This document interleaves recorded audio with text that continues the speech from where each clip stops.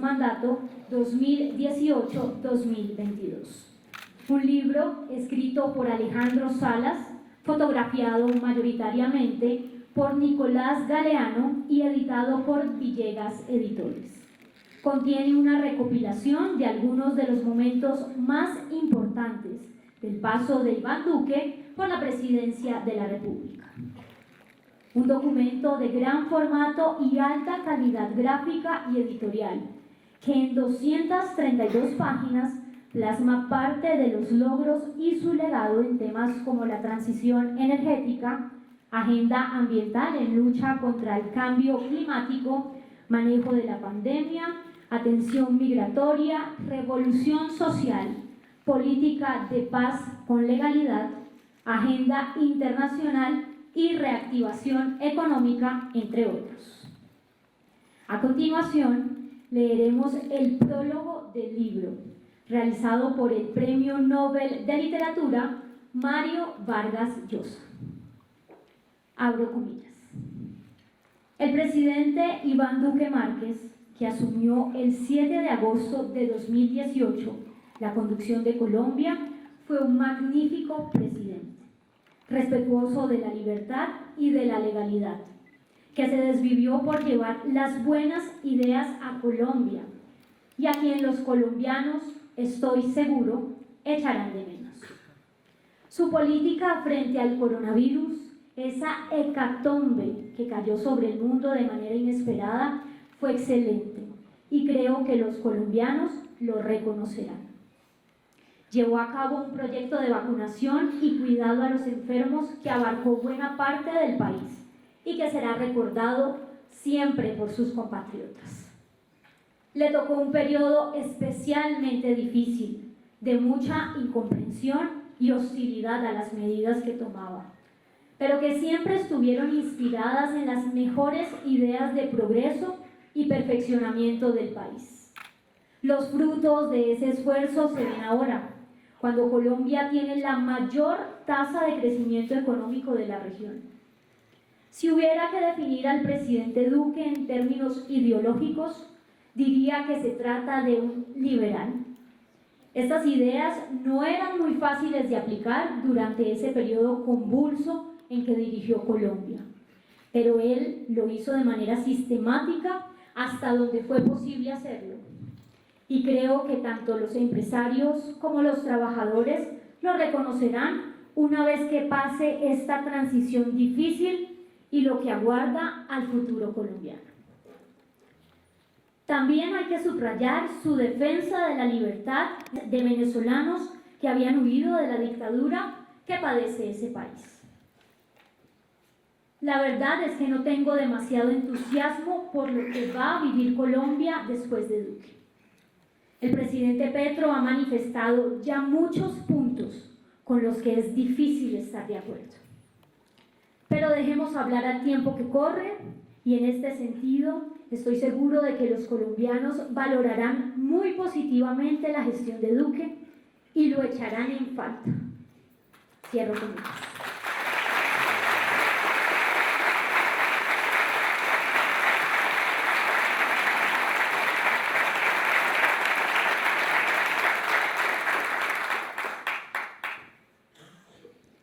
Ahora se dirige a ustedes Fray José Gabriel Mesa Angulo, rector general de la Universidad Santo Tomás de Colombia.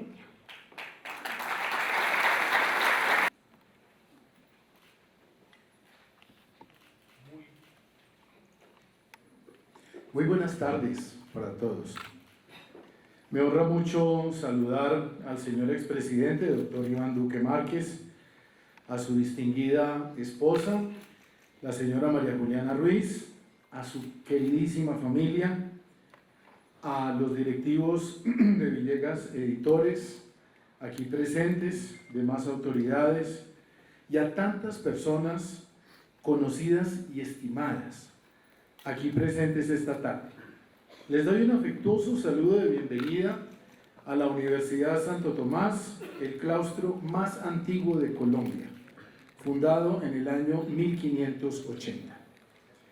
La historia hay que escribirla, porque existe el riesgo que se la lleve el viento. y mientras más pronto se escriba, sus evidencias serán más verificables. La historia hay que narrarla para que las nuevas generaciones la incorporen a su conocimiento con verdad. La historia es memoria para soñar, diseñar el futuro y construir un mundo mejor. Pero la historia no debe dar cuenta solo de hechos, sino también de las personas que la han inspirado y han trabajado para que tales hechos hayan sido posibles. Es justamente ese el motivo que nos congrega. Una historia, ciertamente, pero también una persona, quien junto con un importante equipo dejó escritas páginas esenciales de la historia reciente de Colombia, para poder leer el presente con sentido crítico y creativo y para enfocarse de manera valiente en hacer realidad cada uno de nuestros sueños. Y es que la mejor historia, la más difícil de escribir, es la que da cuenta de lo que contiene el alma humana. Es por eso que la historia bien escrita da paso a la buena crítica, esa que ve la música, además de escucharla, y que oye la pintura, además de verla. No pocos de cuantos estamos aquí podríamos sumar datos a la importante historia narrada y excelentemente fotografiada en el libro que es presentado hoy. Sin embargo, el objetivo de nuestra presencia no es sumar a la obra escrita, sino dar cuenta de la veracidad de una historia escrita con el alma, así como en comprometernos a no dejar que lo bueno, lo que agrada, lo perfecto, lo intangible, se desdibuje o se pierda en el tiempo. Les saludo ciertamente como anfitrión de casa, pero también esta vez como testigo de excepción del alma del personaje narrado, con quien, en medio de los avatares de la política y de los complejos problemas del país y de la humanidad, hubo un espacio, semana tras semana, durante 4 años, para un momento privado y secreto de encuentro con la divinidad y la trascendencia. Sean todos, pues, bienvenidos, y que esta nueva obra literaria sume a esa Colombia justa, pacífica y equitativa en la que todos queremos vivir. Muchas gracias.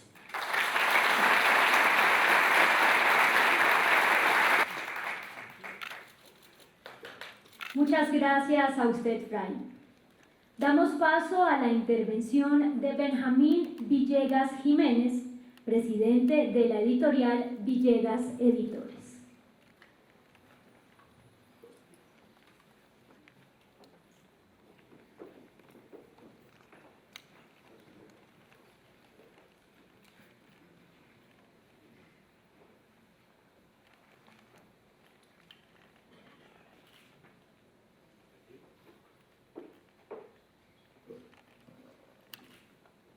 Bueno, muy buenas tardes a todos.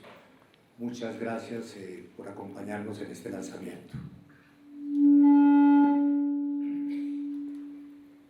Antes que todo, quiero agradecer al presidente Iván Duque Márquez el que me haya autorizado a publicar el libro que hoy presentamos, pues seguí como un ciudadano del común su obra de gobierno en los diferentes campos, admiré la forma como manejó el país en las más difíciles circunstancias que nos ha tocado vivir y agradezco hoy más que nunca la nación que nos alcanzó a dejar después de su paso por la Casa de Nariño.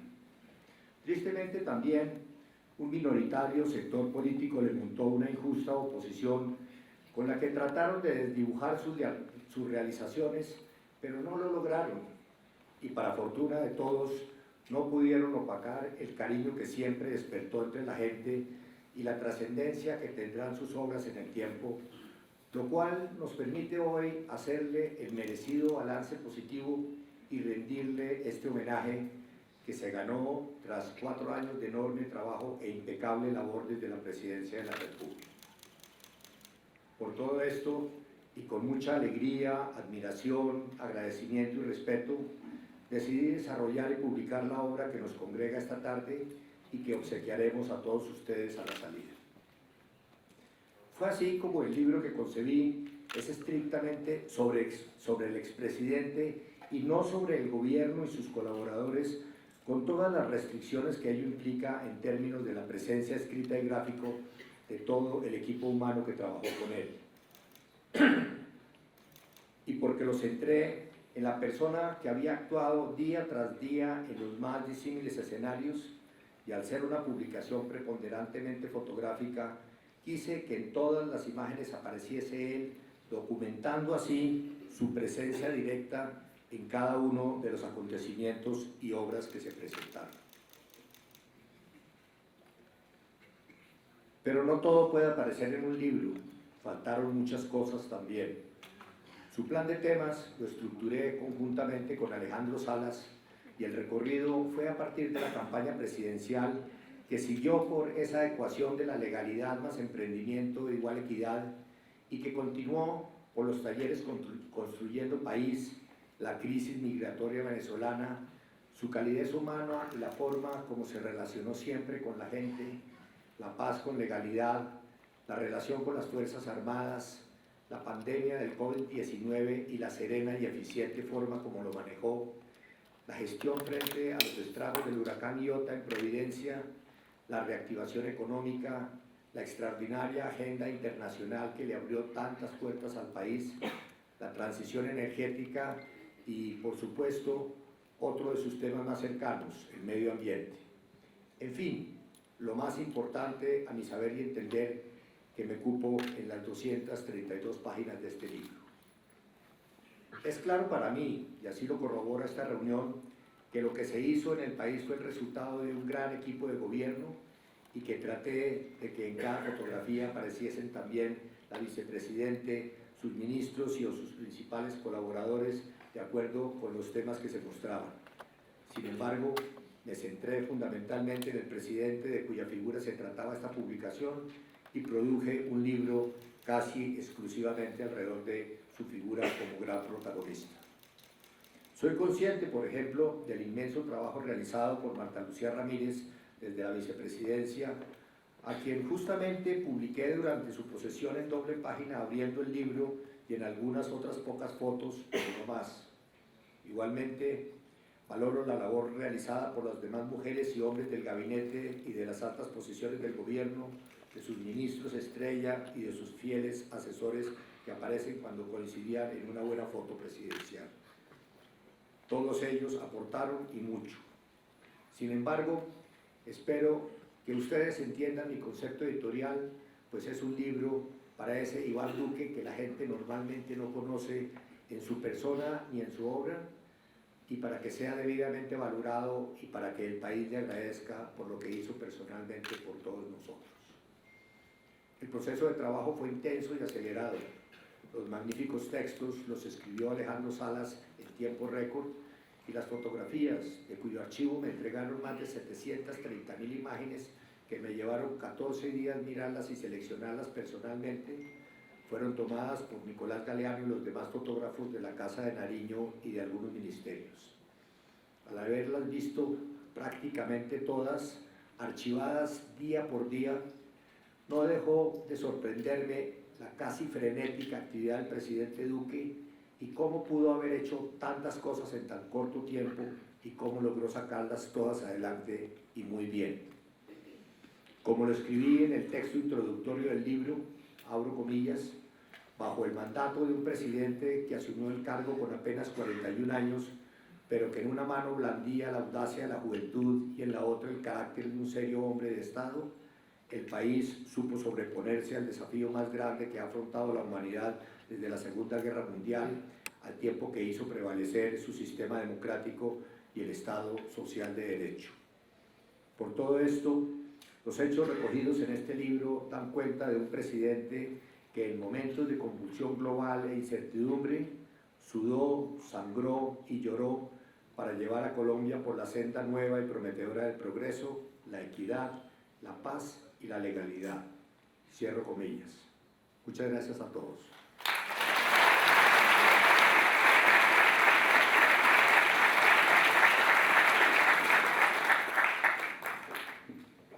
Muchas gracias a usted, señor Benjamín Villegas. En este momento invitamos al escenario al señor expresidente, doctor Iván Duque Márquez,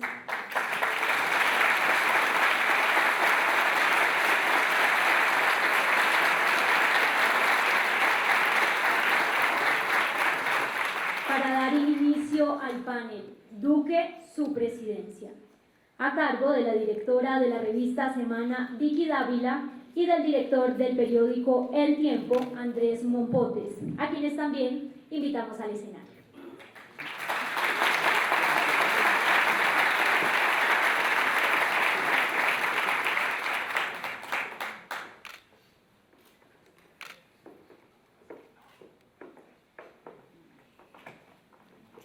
Adelante.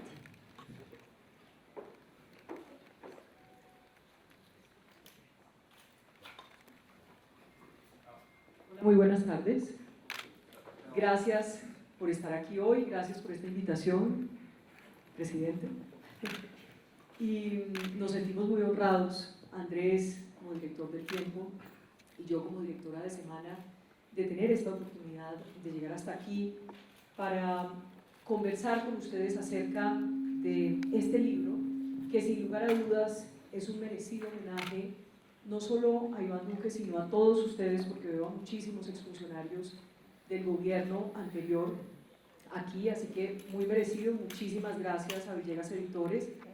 Y creo, Andrés, antes de ya saludar al expresidente Iván Duque, que quien lea este libro va a encontrar condensado todo lo que realmente fue el gobierno, un libro además muy lindo de leer, muy bonito, muy elegante, y con todo lo que hizo el gobierno, que seguramente en muy poco tiempo va a ser mucho más reconocido, tal vez, de lo que fue en su momento. Gracias, Miguel, gracias, presidente, gracias a todos.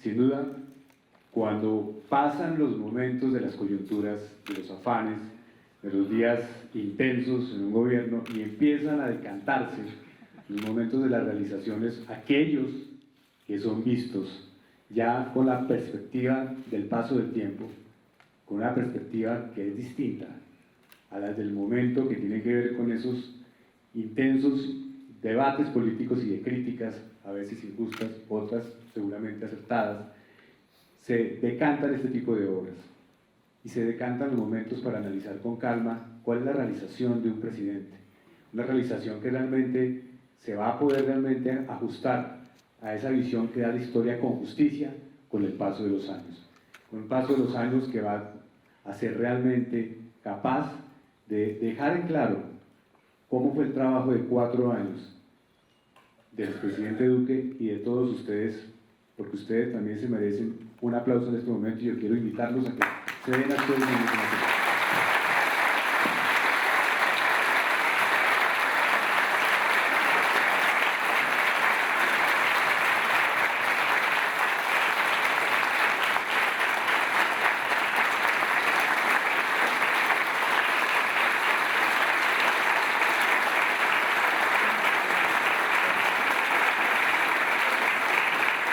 Pues el presidente de 4 años muy duros, con la peor crisis económica, con la pandemia, con la migración de cientos de miles de venezolanos, hoy, ¿cómo se siente frente a su gente? Bueno, primero, Vicky, muchas gracias, Andrés, por estar acá. Déjeme, yo empiezo por expresar muchos sentimientos de afecto y de gratitud. Querido Fray, gracias por recibirnos aquí en su casa, en la Universidad de Santo Tomás. De pronto, a veces a los colombianos se nos olvida, pero esta es la universidad más antigua que tiene nuestro país. Fundada en 1580, cuna de próceres de nuestra patria. Muchas gracias, Fray, por tanta generosidad. Preciado Benjamín, mi gratitud eterna me llena de humildad y de honor esta publicación, ese hecho perseverante de sacar adelante esta gran publicación que para mí es un honor tremendo, pero yo quiero decirlo hoy acá, todo lo que está en esta obra es posible gracias a todo este maravilloso equipo humano que está presente hoy y al que le estaré agradecido eternamente por la entrega que han tenido con nuestro país. Y siempre pediré para ustedes aplausos y bendiciones. Muchas gracias. Quiero también agradecerle a Alejandro Salas. ¿Dónde está Alejandro? Alejandro, que hizo una labor realmente maravillosa, recordando anécdotas, retratándolas. Muchas gracias, Alejandro. Nico Galeano, ¿dónde está Nico? Nico, gracias también por todas estas fotos maravillosas. Y el pobre Benjamín tuvo que revisar más de 800.000 fotos para poder seleccionar las que están en este libro. Son muchas horas de inmenso trabajo. Quiero agradecerle también a mi familia, agradecerle a mi esposa María Juliana, que está acá, que ha sido el apoyo en toda la vida. Gracias, Miguel.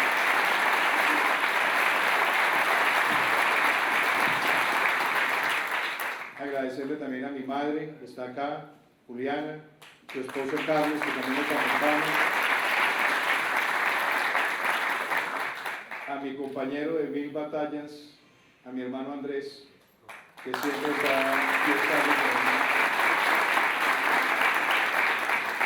Agradecerle a mis tíos, a mis suegros, familiares, a las tías, a tantas personas que están aquí presentes que nos han llenado tantos momentos rodeándonos, y eso tampoco lo olvidaremos.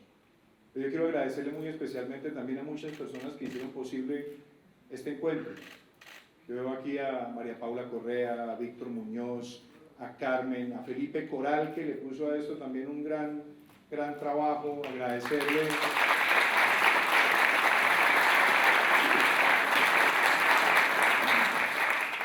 Agradecerle también a Soraya Yanine, que Soraya estuvo al frente de cada detalle. Soraya, gracias.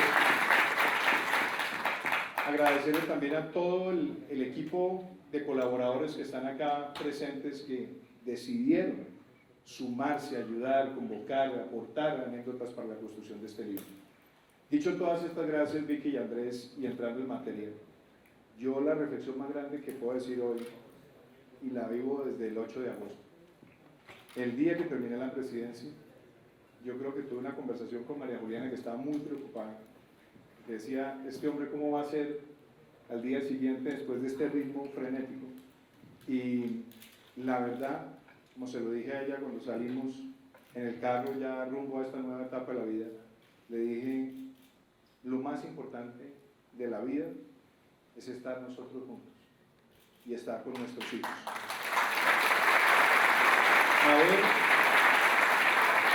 Haber tenido claro que le servimos a Colombia, y hoy me acuerdo mucho de mi abuela Estela, y también me acuerdo de mi padre, que decía que uno tiene que ser siempre desapegado del poder. Y hoy puedo decir con la total tranquilidad del alma que nunca he tenido ni viudezas y nunca he tenido añoranzas distintas a los buenos recuerdos de haberle servido a Colombia. Y hoy desde esta posición, es la posición de ver las cosas con otro lente, mi mayor alegría, y lo quiero decir hoy, es que cuando elevo mi voz, lo hago siempre para construir, nunca para destruir. Así hemos hecho política. En materia, Vicky. En materia. Pero ¿sabe qué? Antes me parece que es importante destacar algo, presidente, que uno ve cuando tiene el libro en sus manos y cuando puede comentar con la gente que lo acompañó en su gobierno. Y es que usted hizo su gobierno, a unos les gustó, a otros no, hay críticas, hay aplausos, todo lo que usted quiera. Pero creo que nadie puede decir que usted no es un buen tipo. Y me parece que eso es lo más bonito que tiene usted, que es un muy buen tipo. Pues mire, le voy a contar una anécdota, aunque me va a picar la lengua, Vicky, entonces eso lo vuelve complicado. No lo dude. Pero yo recuerdo que una importante figura de la política nacional. Diga el nombre. No lo voy a decir. Eso queda abierto a la imaginación. Fue un día a visitarme la presidencia en los primeros meses y tuvimos algunas discusiones de algo que estaba ocurriendo en el Congreso y demás, de la aprobación de algunas de las normas. Y entonces me decía, mire, es que este país para gobernarlo, uno tiene que ser ya saben, cómo dice la palabra. Y le dije, mire, me paré y le abrí la ventana. Le dije, mire, por esa puerta hemos entrado alrededor de 45 personas. A veces algunos dicen que más, otros menos. Pero yo entré aquí siendo una persona que creo en la bonomía del ser humano. Y si entré por esa puerta creyendo en eso, no voy a cambiar mi forma de pensar sobre actuar bien siendo presidente. Y eso para mí fue siempre un derrotero. Con algo muy importante, jamás utilizamos el poder presidencial para agredir a nadie. Y yo invito a cualquier persona que haga el examen de las afirmaciones, comentarios, discursos, nunca un ataque personal. Y esa es una tranquilidad que a mí me queda. Así hice política en el Congreso, así hice una campaña presidencial y así gobernamos. Porque cuando uno gobierna con hostilidad, lo único que uno siembra es odio y división y fractura. Y uno como presidente tiene que ser un termostato de la sociedad. Uno no se puede dejar llevar por emociones, ni gobernar solamente para un grupo de personas, ni mucho menos dividir la sociedad. Así tratamos todos los días de gobernar. Vio que dijo que dejáramos volar la imaginación. Sí. Imagino que ustedes ya saben quién es. Algunos sabrán. Aquí veo unas risas maliciosas. Veo a Fernando Ruiz ahí con una risa maliciosa. Germán Vargas. ¿Ah? Germán Vargas. No. Bueno, No, mire, a usted que me hace esa pregunta, por ejemplo, con varias personas del mundo de la política, y así fue la campaña. Nosotros tuvimos una campaña muy intensa, y en esa campaña, en medio de tantos momentos de tensión, nunca perdimos espacio también para el diálogo humano. Y yo creo que eso también es bastante eficiente lo que logramos, incluyendo la relación con Germán, con quien hemos tenido momentos difíciles y hemos tenido también momentos de mucho contacto. Pero yo rescato que después de todo ese ejercicio, nunca dejé jamás que lo político trascendiera a minar la capacidad de reflexionar sobre las personas. Y yo creo que es algo que conservo con él y con muchas personas con las que he interactuado. Y quizás la tranquilidad que uno tiene cuando duerme es que yo no tengo odio por nadie. Y uno cuando duerme con odio, uno en ese momento perdió. Perdió como ser humano, perdió como político y perdió como gobernante. Cuando uno gobierna un país como Colombia, uno tiene que tener satisfacciones en el alma. Y eso es lo que me mantiene a mí con esa tranquilidad absoluta. y habla usted del diálogo y de esa capacidad. Uno ve en el libro uno de los momentos más duros, comenzando su presidencia, el atentado contra la Escuela Santander. Eso vuelve trizas lo que se llevaba hasta ese momento con el ELN en el proceso de paz. Estamos en este momento con un proceso reanudado hace apenas ayer. ¿Qué reflexión hace usted sobre lo que pasó en ese momento? Usted que acaba de decir que no tiene ningún tipo de odio. Y lo que es hoy el proceso de paz con el ELN. Pues yo le voy a hablar con mucha franqueza, Andrés, sobre eso. Y yo parto de una base. Cuando estábamos en la campaña presidencial, yo pensaba cómo manejar la relación con el ELN. Cómo enfrentar a un grupo tan peligroso, sanguinario. Y me encontré con lo siguiente. Durante los 17 meses que duraron las conversaciones entre el ELN y el gobierno anterior al nuestro, asesinaron más de 100 personas. Cometieron más de 400 actos terroristas. Secuestraron más de 15 personas. Y para mi propia reflexión y la que tuvimos con los compañeros de gobierno, era que nosotros no podíamos abrir nuevamente una compuerta donde desde el gobierno se hablara de paz y se toleraran esos actos de barbarie. Y yo recuerdo que cuando empezó la presidencia me pasó algo curioso. Me dijeron, yo dije, bueno, nos íbamos a tomar 90 días para hacer esta valoración, establecimos los criterios y a las pocas semanas era la posesión del presidente Andrés Manuel López Obrador. Y entonces me llegó un emisario del gobierno cubano y me dijo, cuando usted llegue a México, le va a llegar un mensaje. ¿Y un mensaje de quién? Me dijo, de las 3 letras. Entonces, claramente no estaba pensando ni en el Fondo Monetario Internacional, ni en el BID, ni nada. Entonces, llegué a la posesión del presidente López Obrador y me pasó algo muy simpático. Estábamos en la mesa donde estábamos almorzando los presidentes y se acerca mi maestro Silvio Rodríguez. Y Silvio Rodríguez me dice, le traje este libro, era su cancionero, y yo veía que había un sobre. Y entonces me dice, en el sobre hay un mensaje para usted. Y en el sobre, cuando lo fui a abrir, me mostró uno de los funcionarios del gobierno mexicano, me dijo, eso es solamente para usted. Y era una carta del ELN, donde me invitaban a empezar un proceso de conversación y que buscáramos un camino para poder tener contactos. Yo lo que hice a partir de eso fue hablar también con mis colaboradores que estaban en esos temas y dije, tratemos de entender qué es lo que hay aquí detrás. Vino pocos días y se da ese atentado macabro en la Escuela General Santander. 22 muchachos estudiantes, no como el ELN trató de vender lo que eran objetivos militares, estudiantes, masacrados vilmente. Y ese día entendí que al ELN, cuando se le da la mano, va por el codo, va por el cuello, y así lo ha hecho sistemáticamente durante las últimas 5 décadas.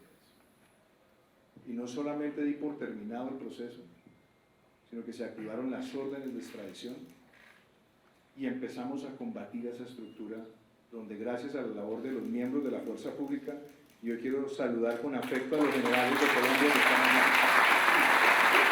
Gracias, generales.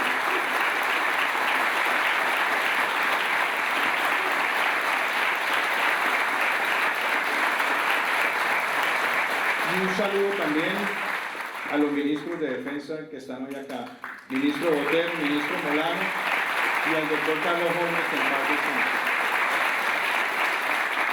Logramos muchos resultados, la caída de Fabián, la caída de Uriel, la caída de Elefante, la caída de Mono Clinton, la extradición de los primeros miembros del ELN por narcotráfico a Estados Unidos. Y no me arrepiento en absoluto de la actitud que nosotros tuvimos con ese grupo.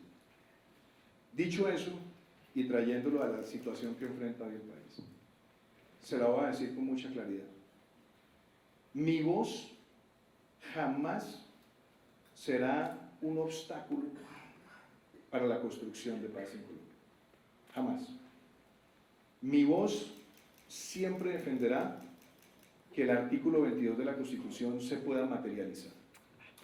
Dice que la paz es un deber y un derecho obligatorio de cumplimiento. Pero sí tengo 2 observaciones muy grandes.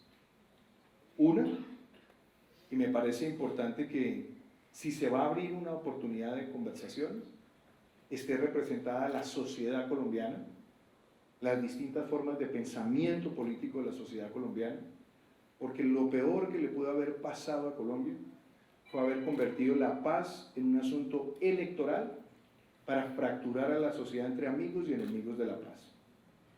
Todos hoy tenemos que construirla y eso tiene que ser producto de un gran consenso nacional. Pero eso también me lleva a decir lo siguiente: no se puede tolerar actos de terrorismo, secuestros y asesinatos mientras se habla de paz, porque eso sería validar esos métodos de violencia como una aproximación en nuestro país. Y permítame decir lo siguiente: una de las grandes conquistas legales de nuestro gobierno, y yo quiero agradecerle también a los miembros del Congreso que están hoy acá, agradecerle al señor Defensor del Pueblo, a la Procuradora que nos acompaña, que logramos con unas amplias mayorías pasar en el Congreso una reforma constitucional donde quedó explícito que ni el narcotráfico ni el secuestro son delitos conexos al delito político y por lo tanto no son amnistiables. esa conquista de la legalidad no la podemos perder ni por presión ni por capricho del ELN.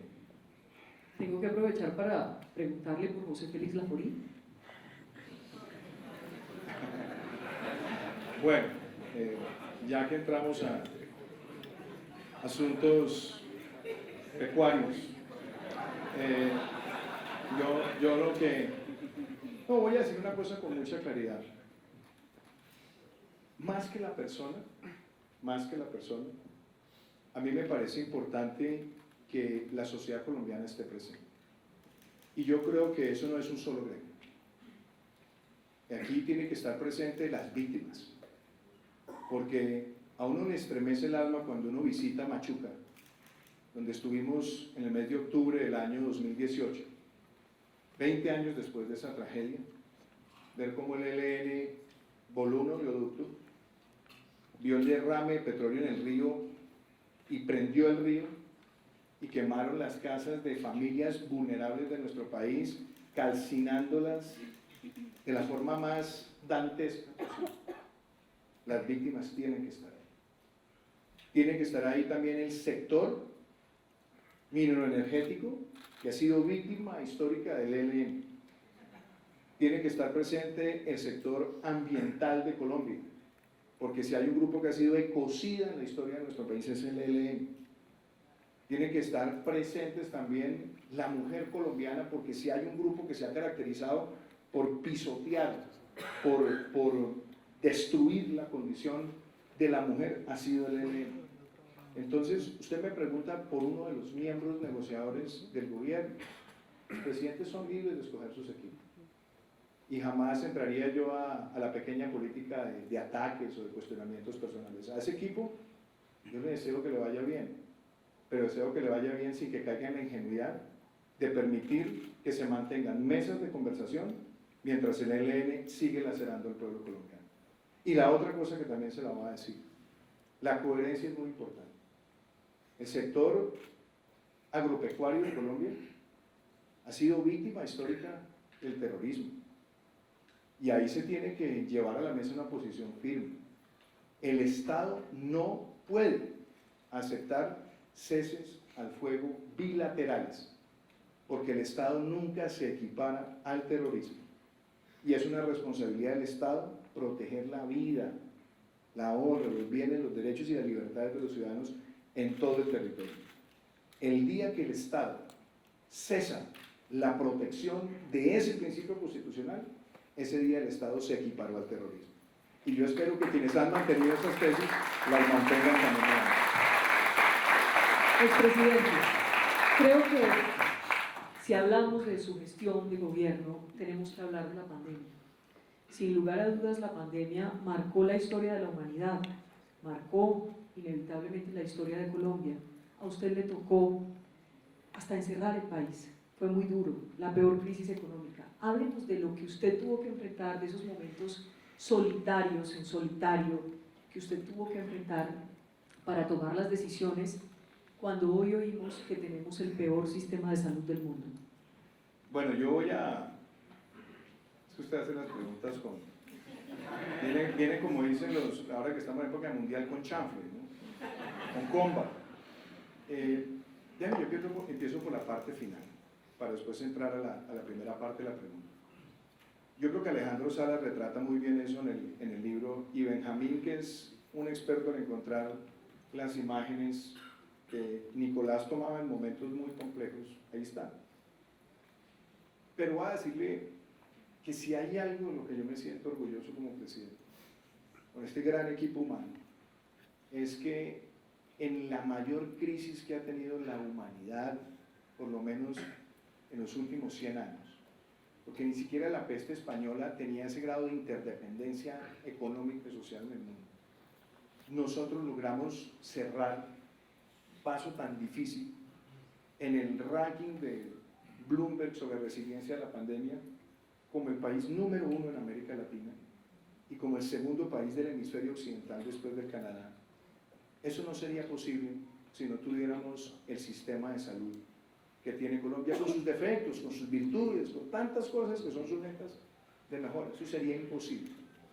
Entonces, yo voy a decírselo con esta claridad, que veo aquí que está el ministro Fernando Ruiz, lo vi dando una entrevista muy buena este fin de semana, ahí en el diario El Tiempo.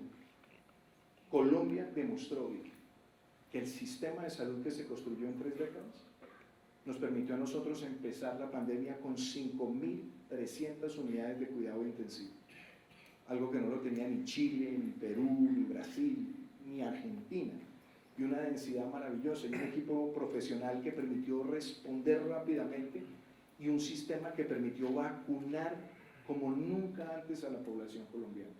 Entonces, eso me permite decirle que quienes sostienen que el sistema de salud de Colombia es el peor sistema del mundo, más les vale que se guíen por los hechos, porque si lo destruyen, sí se van a dar cuenta de lo que es tener un mal sistema de salud.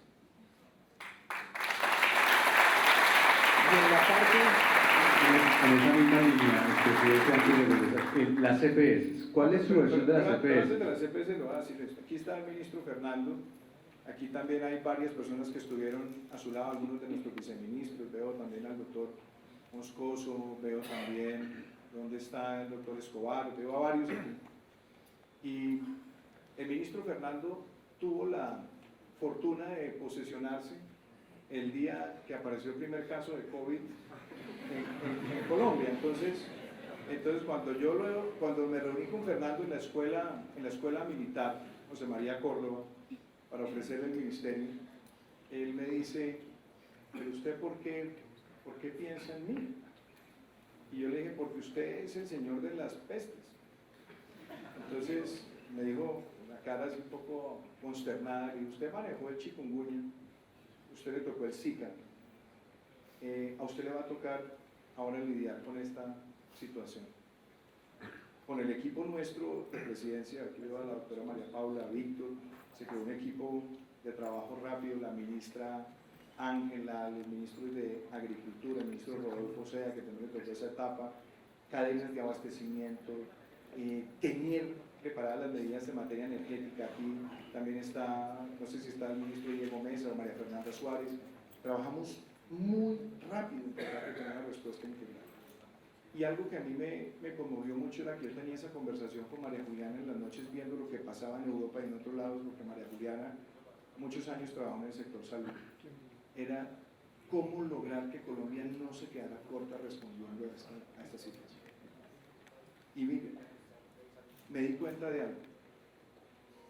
La maledicencia, enfrentando la crisis del COVID, es de las cosas de las que siempre voy a escribir, porque vimos personas que se atrevieron a decir que no teníamos contratos para las vacunas, que no había vacunas, que vacunaríamos a partir del 2023, que además Colombia iba a dejar morir 1 millón de personas, y muchos que celebraban cerrar pero no querían abrir para que el país quedara en cenizas, y muchos que obstaculizaron la apertura cuando estábamos tomando las decisiones en materia de salud. Todo eso hoy me deja muchas anécdotas, pero en la parte más sensible hubo un momento crítico para nosotros, como equipo y para mí, que fue el día que murió Carlos Holmes Trujillo. Porque ese día vimos el COVID en cabeza de una persona que estaba trabajando con nosotros y se fue en cuestión de días. Y yo creo que lo que mantuvo a este equipo tan compacto, trabajando con mística, con fe, todos los días, fue tratar de salvar vidas. Y la verdad, Vicky, yo me sorprendo cuando pienso en las primeras curvas que nos dio el Instituto Nacional de Salud, que decía que íbamos a ver más de 400.000 muertos en los primeros 2 meses. Hoy nosotros podemos decir que como equipo logramos vacunar masivamente a Colombia, la mayor vacunación de la historia de Colombia. Logramos duplicar las unidades de cuidado intensivo y llevarlas a los territorios. Recuperar el crecimiento de la economía, 17 el año pasado, este año va a crecer, así a algunos a veces no les gusta reconocerlo, pero va a crecer por encima del 7. Y lo más bonito, dejar una red de protección social con 11 millones de colombianos.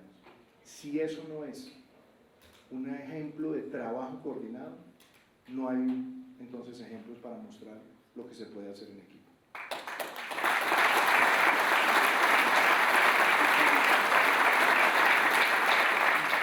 Ahora sí, en una reforma a la salud, expresidente, ¿qué debería pasar con las EPS? ¿Cuál es su visión después de todo este recuento en el cual usted defiende que ellas fueron fundamentales en el ejercicio de combatir el COVID? Pues mire, por aquí está un héroe, gran amigo Fabio Aristizábal. ¿Dónde está Fabio?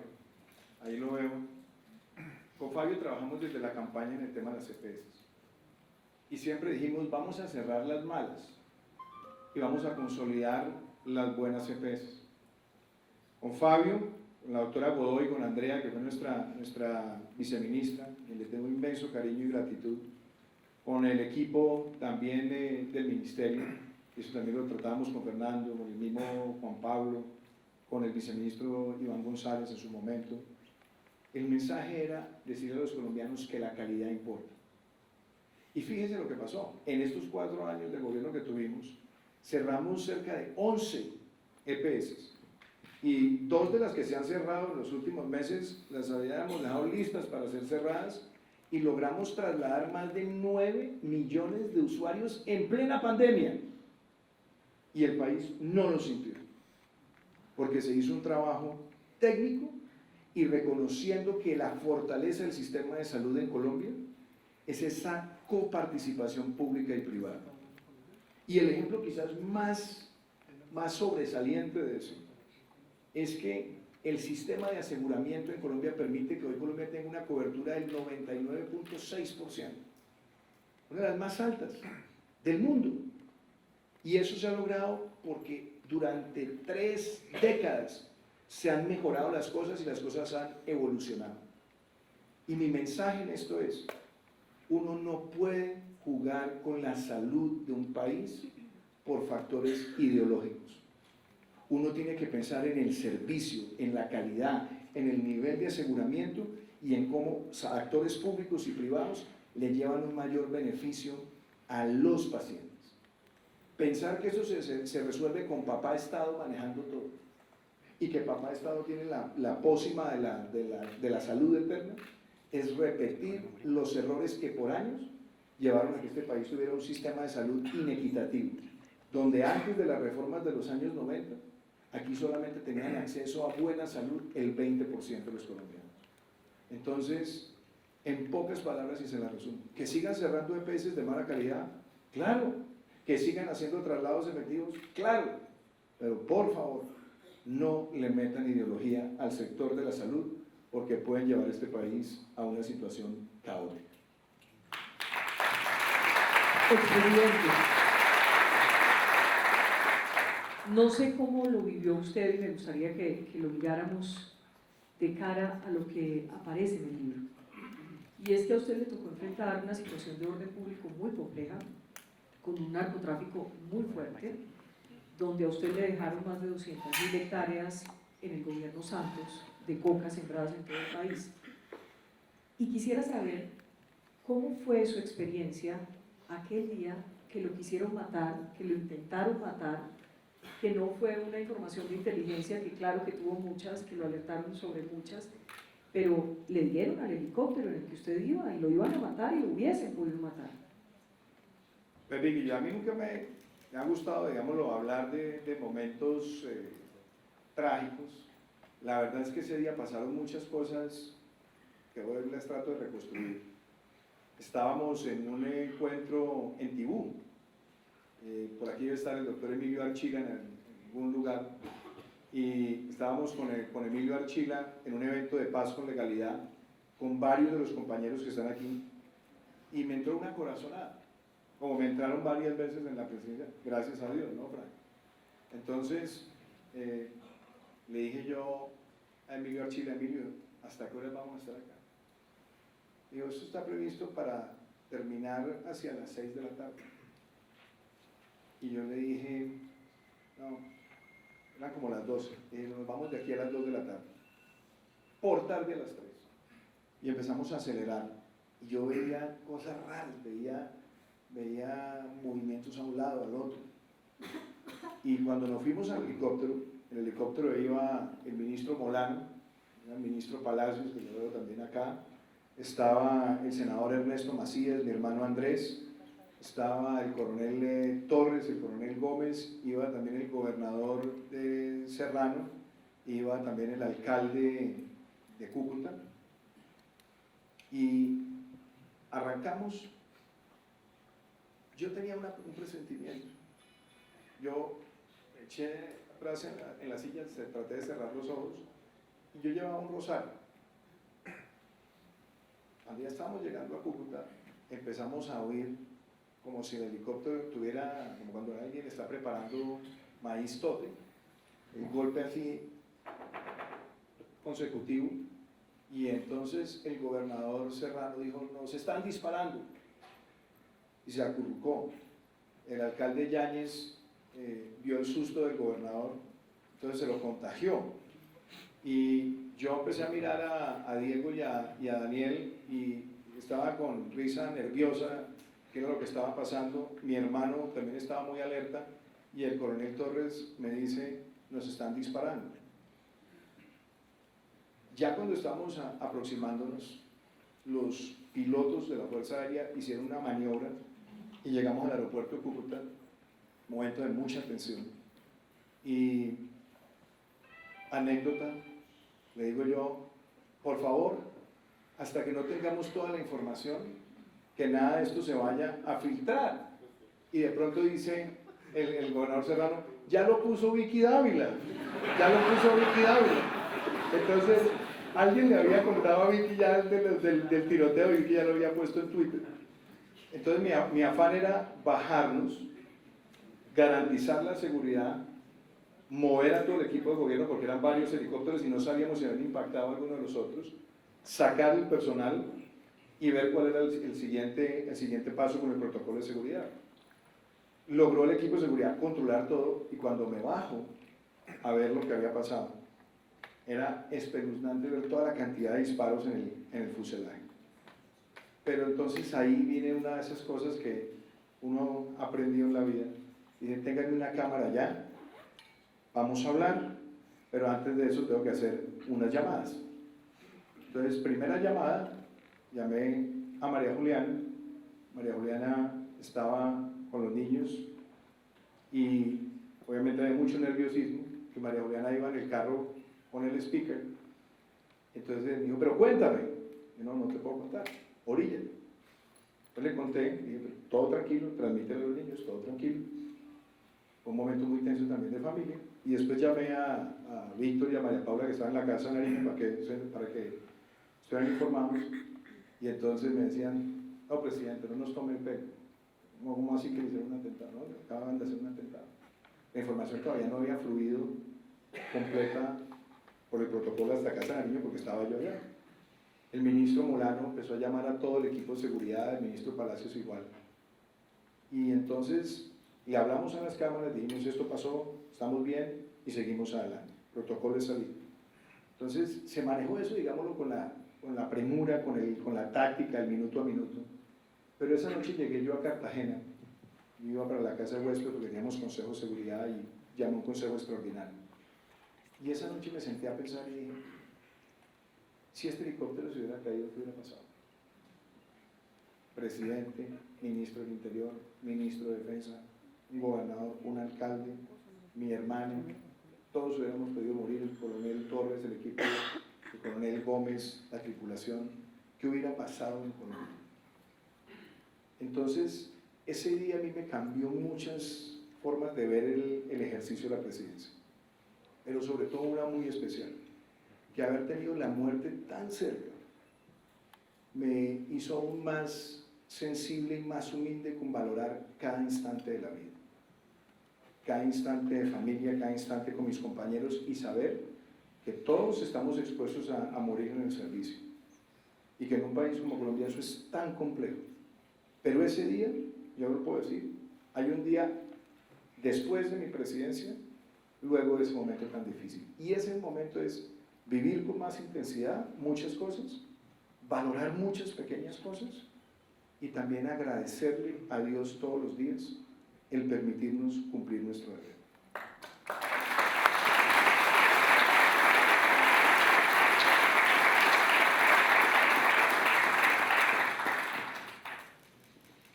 Expresidente, otro tema que está aquí en estas imágenes. El momento en el que usted va a La Guajira a inaugurar esos molinos gigantes que son el símbolo de la transición energética. ¿Cuál es su versión de aquello que tal vez en algún momento no se entendió muy bien durante su gobierno sobre ese esfuerzo y lo que hoy significa la transición energética en este gobierno y la discusión que se da en torno a ese tema? Pues mire, aquí debe estar, no sé, María Fernanda, si María Fernanda Suárez, aquí va la ministra María Fernanda. Ella empezó como ministra de Minas el 7 de agosto del 2018 y yo era obsesivo, ¿no? María Fernanda, vamos a sacar la transición energética. Y no crea, Andrés, en el sector eléctrico no había una actitud muy innovadora para dar ese salto tan rápido como nosotros queríamos. Porque la meta nuestra era llegar a 1.500 megas de capacidad instalada de 28 que tenía el país. Del 0.2% multiplicar eso. Entonces la ministra María Fernanda empezó a estructurar lo que era la primera subasta. Y a mí me va a dar pena contar esto, pero hicimos la primera subasta y la subasta fue un desastre. Nos fue muy mal. No logramos poner ni un kilovatio. Entonces María Fernanda llegó a la oficina, me dijo: presidente, yo le fallé, estaba muy acongojada. Entonces cuando yo veo a las ministras que son así bien guerreras, acongojadas, le digo: no, esto era con berraquera. Y María Fernanda estaba muy molesta, muy angustiada. Y le dije: no, aprendamos la lección, ¿qué pasó aquí? Entonces nos sentamos y dijimos: para que esto pueda ser exitoso, hay que hacer la subasta de doble punta. Vendedores de la energía y compradores de la energía. Hicimos la segunda subasta. Había muchos frotándose las manos esperando el fracaso. Y logramos las primeras más de 1.000 megas contratadas. Y entonces arranca esta historia. Y esta historia es tan especial, Andrés, que logramos pasar de 28 megavatios, nada, el 0.2, a más de 2.800 megavatios que están hoy entre instalados y por inaugurar en los próximos 3 meses. Colombia, líder de la transición energética en América Latina. Y a Mafe, a Diego, a Lotero, a todo el equipo que nosotros tuvimos allí, pues eso fue un trabajo titánico. Pero le voy a decir otra cosa. Entonces le dije yo al ministro Mesa: Diego, ya llevamos varias granjas solares, hay que inaugurar la eólica rápido. Entonces hablamos con el equipo de Isagen y ahí vimos la creatividad colombiana. Llegaban a Puerto Brisa esas torres, las hélices de más de 100 metros, y ver una compañía de Boyacá que fue capaz de transportar todas esas torres por La Guajira hasta el lugar donde se establecían las primeras torres eólicas de alta capacidad, porque teníamos unas en el pasado que eran Jepirachi, muy buenas en su momento, experimentales, pero aquí estamos hablando de torres de más de 100 metros de alto. Entonces inauguramos ese proyecto y la anécdota es, les dije yo a mi ministro Mesa: nos vamos a subir hasta la cumbre de la torre, y usted y yo, y vamos a abrir el techo y nos vamos a sentar ahí, y usted me tiene que garantizar la seguridad mía, que yo no me voy a caer de allá. Entonces llegamos allá a la torre y nos subían en un ascensorcito así diminuto, tenía que ir uno así apretujado, y después subir unas escaleras como 40 metros, y el señor me decía: doctor, ahí va usted con el arnés, pero por favor no va a mirar abajo, porque es posible que se maree y eso puede hacer esto muy complicado. Entonces subimos, y cuando abrimos la escotilla, me dice el ministro Mesa: presidente, siéntese si quiere, y yo me hago acá, que yo pueda ser visible. Entonces me senté y empiezo a sentir ese viento, pero yo iba agarrado con un arnés. Entonces, pusimos un dron que sobrevolara todo el campo para que se entendiera la dimensión de lo que significaba ese proyecto. Y se logró una foto espectacular con la bandera de Colombia, los dos afuera, sentados en la torre, diciendo: la revolución de las energías renovables no convencionales es real. Y eso lo mostramos después en la inauguración y generó un júbilo tremendo. ¿Y sabe qué es lo más bonito, Andrés? Que esta mañana abro el periódico y entonces veo que se inaugura en los primeros 2 meses del año entrante el proyecto de energía de Portugal, EDP, de 500 megas, y viene también Guajira 2, también de Isagen, y todos esos proyectos empezaron en nuestro gobierno con esas medidas de la subasta, y el haber mostrado al presidente de la República a su ministro sin ningún esquema de seguridad en una de las torres, diciendo: aquí estamos y confiamos en esto, aceleró la inversión y la puesta en ejecución de esos proyectos. Y hoy esos proyectos, lo puedo decir con la tranquilidad más grande, empezaron en nuestro gobierno, pero no son de Duque, ni son de Petro, ni son del que venga. Estos son los proyectos de un país que se dio cuenta que las renovables son el potencial de la energía de Colombia. Y eso fue con perseverancia. ¿Usted qué obliga? Petróleo, carbón, exploración y explotación, ¿acabarlas ya? Vicky, la ideología, cuando uno le mete ideología al sentido común, uno puede terminar generando la destrucción total de lo que le genera valor a una sociedad. Colombia tiene petróleo y está bendecida de tener un recurso natural por el cual muchos países han tenido que luchar. Nosotros hoy estamos produciendo cerca de 800.000 barriles al día, de los cuales exportamos casi la mitad. Y eso que se exporta nos trae dólares. Por eso son el 40% de las exportaciones. Son más del 30% de la inversión extranjera directa y son la principal fuente de impuestos en un sector específico en nuestra economía. Entonces, cuando uno se da cuenta que el país tiene ese potencial y que además el país tiene una gran ventaja, y es que ha ido reduciendo la dependencia del parque automotor en ese sector porque hemos ampliado los vehículos eléctricos, uno sencillamente no puede decir: apague el sector, porque ideológicamente soy enemigo del sector. Porque los mercados, que son los que leen la economía de los países, dicen: muy bien, bonito el discurso, pero usted lo que me está diciendo a mí es que va a apagar el sector que le genera la mayor fuente de recursos a la nación. Entonces, usted me va a comprometer los ingresos futuros y sencillamente yo pierdo confianza. Y eso se traduce en devaluación, en aumento del riesgo país y en una afectación absoluta al bolsillo de todo el pueblo colombiano. ¿Por qué? Porque si usted mira la devaluación, en dólares se ha generado un empobrecimiento de casi el 30% en el último año. Y más particularmente, hemos visto que en los últimos meses ha sido más del 20%. Entonces, a la pregunta concreta, ¿se debe dejar de explorar? La respuesta es no. ¿Por qué? Porque explorar significa buscar y, si de pronto encuentra, poder producirlo. Y eso es un proceso que tarda 5 años. Entonces, hacer eso hoy es empobrecer a Colombia y adicionalmente quitarle a Colombia la fuente de ingresos para hacer la inversión social. Segundo, es incompatible tener petróleo y minería con desarrollar las energías renovables no convencionales. La respuesta es no, no es incompatible. Y el modelo más claro es el modelo de Canadá, donde usted tiene un país que es capaz de producir petróleo y gas y al mismo tiempo ser una potencia en renovables no convencionales, en ser una potencia minera y al mismo tiempo ser una potencia en conservación natural.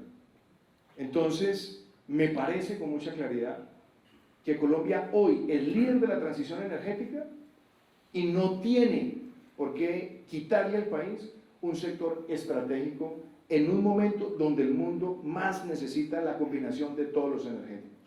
Y con algo muy especial, la transformación de Ecopetrol, que también logramos promover. Hoy Ecopetrol es la mayor autogeneradora con renovables no convencionales. Hoy Ecopetrol contribuye a la forestación y a la reforestación de nuestro país. Entonces, se lo pongo con mucha claridad en una frasecita.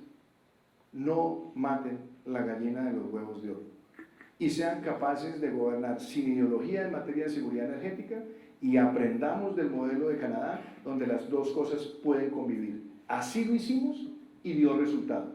Si hoy se le quita a Colombia el sector de hidrocarburos, solamente vendrá más devaluación, más riesgo y más empobrecimiento.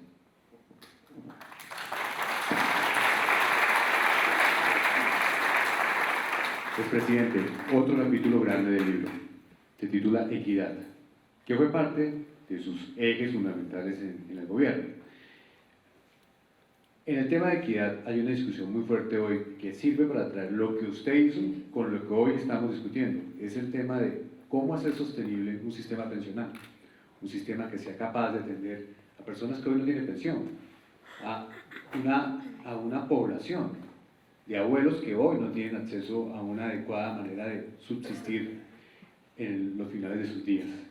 Y la pregunta es, ¿el sistema pensional que hoy tenemos debe ser modificado al punto como se está planteando en la propuesta que ha hecho el actual gobierno? ¿Cómo ve usted esto y cómo lo compara con lo que pasó en su gobierno? ¿Colombia necesita corregirle cosas al sistema pensional? La respuesta es sí. ¿Qué creo que hay que corregirle?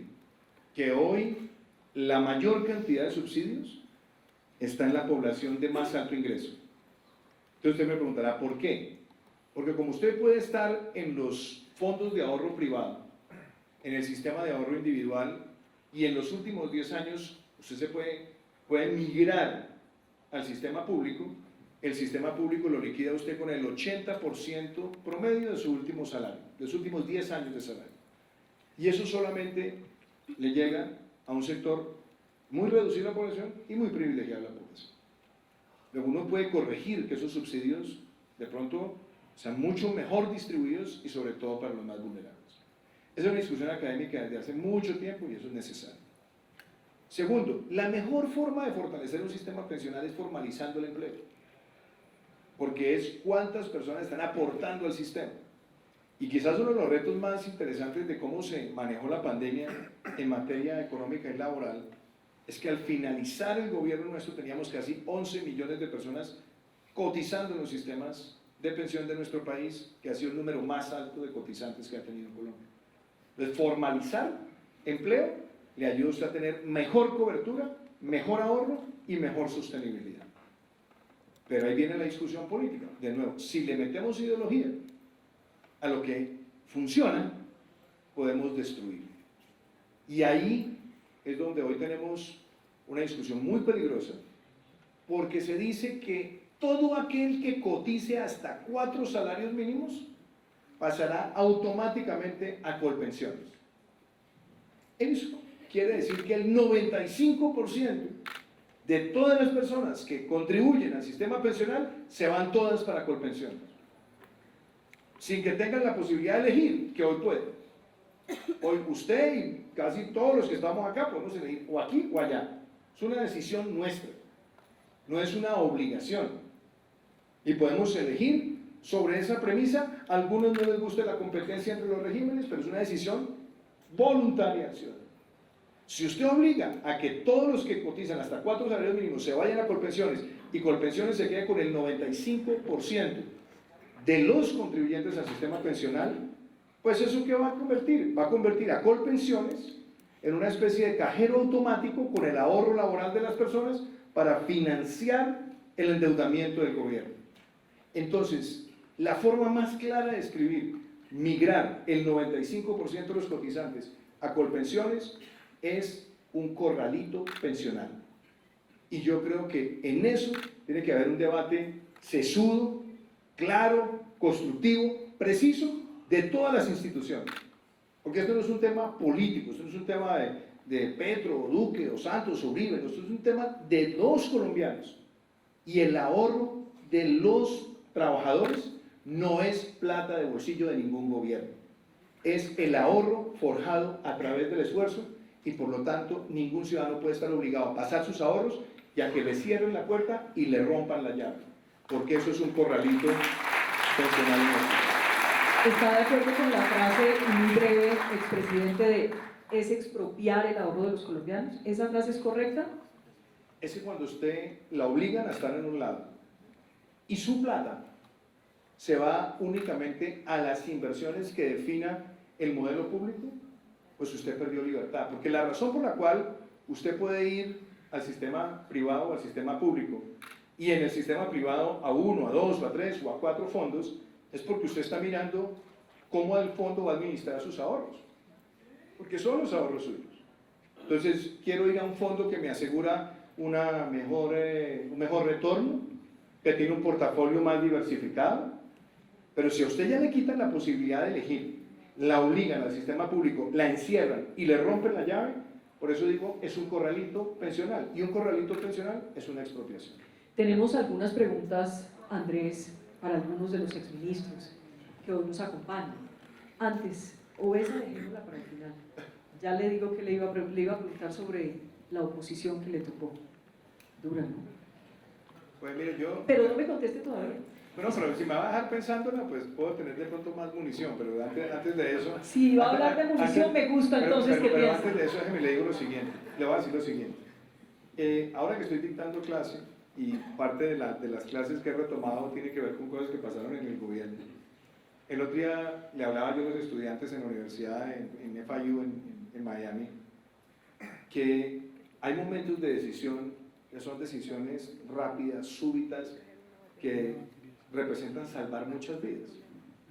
Yo les hablaba del caso del piloto famoso Sully, que tuvo que aterrizar un avión en el río Hudson, en Nueva York, y que él tuvo literalmente 30 segundos para tomar la decisión después de que se le apagaron los motores para aterrizar en el Hudson. Manejar una pandemia, tiene muchas cosas que alegóricamente o metafóricamente se pueden parecer a esa situación de Sully. Pero le decía yo a mis estudiantes que lo importante era que a Sully todo el mundo lo dejó aterrizar el avión en el Hudson porque era el capitán. En el caso de manejo de la pandemia teníamos que aterrizar el avión, salvar las vidas, pero teníamos a otros tirándonos botellas en la cabeza para tratar de dejarnos inconscientes y que el avión se fuera a pique.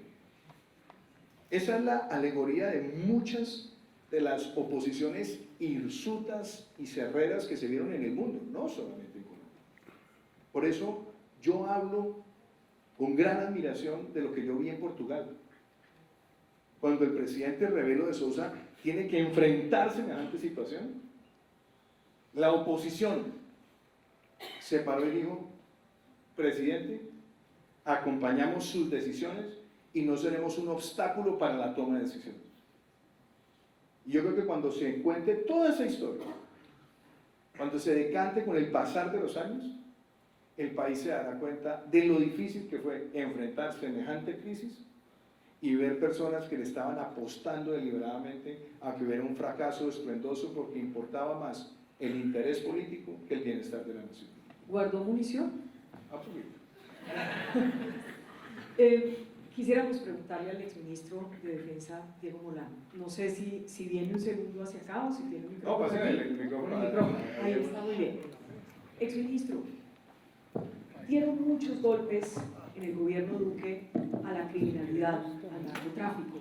Tuvieron operaciones realmente de fantasía, por lo que pudimos saber. Le pregunto cómo eran esos momentos íntimos cuando había que tomar las decisiones, cuando había que operar, cuando había que decirles a los generales: háganlo, nosotros estamos aquí para respaldarlos. Bueno, Vicky, en primer lugar, muy buenas noches, un saludo muy especial al presidente Duque y también al doctor Mopotes. Yo creo que lo principal que logramos en el gobierno del presidente Duque fue una visión de una seguridad que se enfocara en controlar esas amenazas que podían poner en riesgo la vida y la tranquilidad de los colombianos. Y un objetivo fundamental que comenzaron a trabajar con el ministro Botero y luego con el ministro Carlos Holmes y por supuesto en mi caso, era cómo lográbamos controlar a esos símbolos del mal, aquellos que infligían sobre los colombianos terrorismo, muerte, destrucción, narcotráfico, afectación a los jóvenes, a los niños. Y en ese sentido hubo un plan muy bien diseñado y organizado por nuestras fuerzas militares y la policía que tenía tres propósitos. En primer lugar, garantizar control del territorio. En segundo, disminuir esas rentas ilícitas que son los que alimentan la violencia. Y en tercero, neutralizar todos aquellos símbolos del mal que afectaban la vida de los colombianos. Tal es el caso de Otoniel. 11 años, el peor narcotraficante del mundo, que estaba siendo buscado por nuestras fuerzas militares, por la policía, y en la cual es el grupo especial orientado por ese propósito de cómo se neutraliza ese símbolo del mal, tenía un plan para capturarlo, judicializarlo, desmantelar las estructuras, hasta que finalmente en una operación de más de 700 hombres, allí en la mitad del Urabá logra capturarlo. ¿Y por qué lo hicimos? Lo hicimos era principalmente por el daño que estaba generando en Colombia.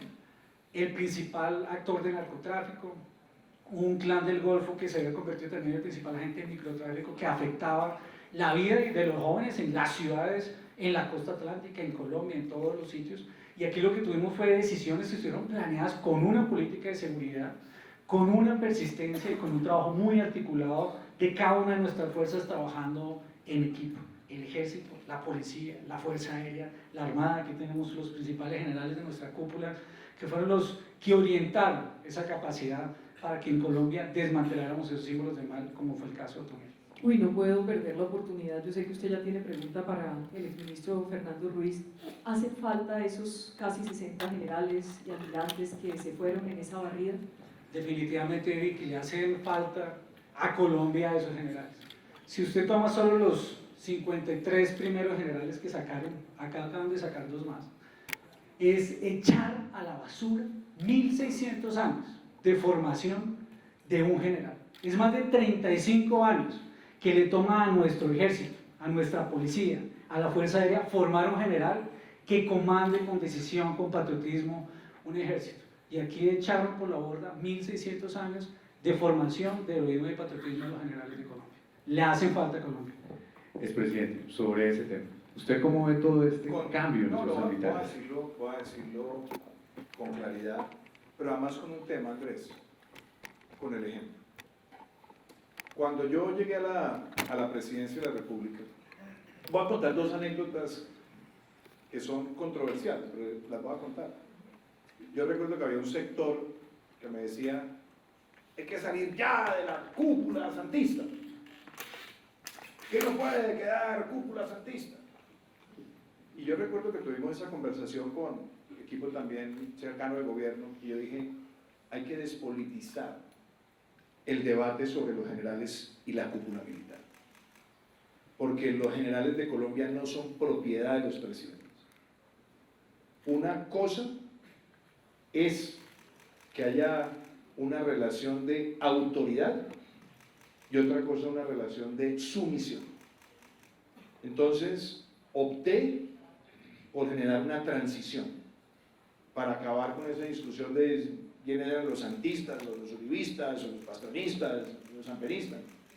Vamos a trabajar en hacer ese proceso.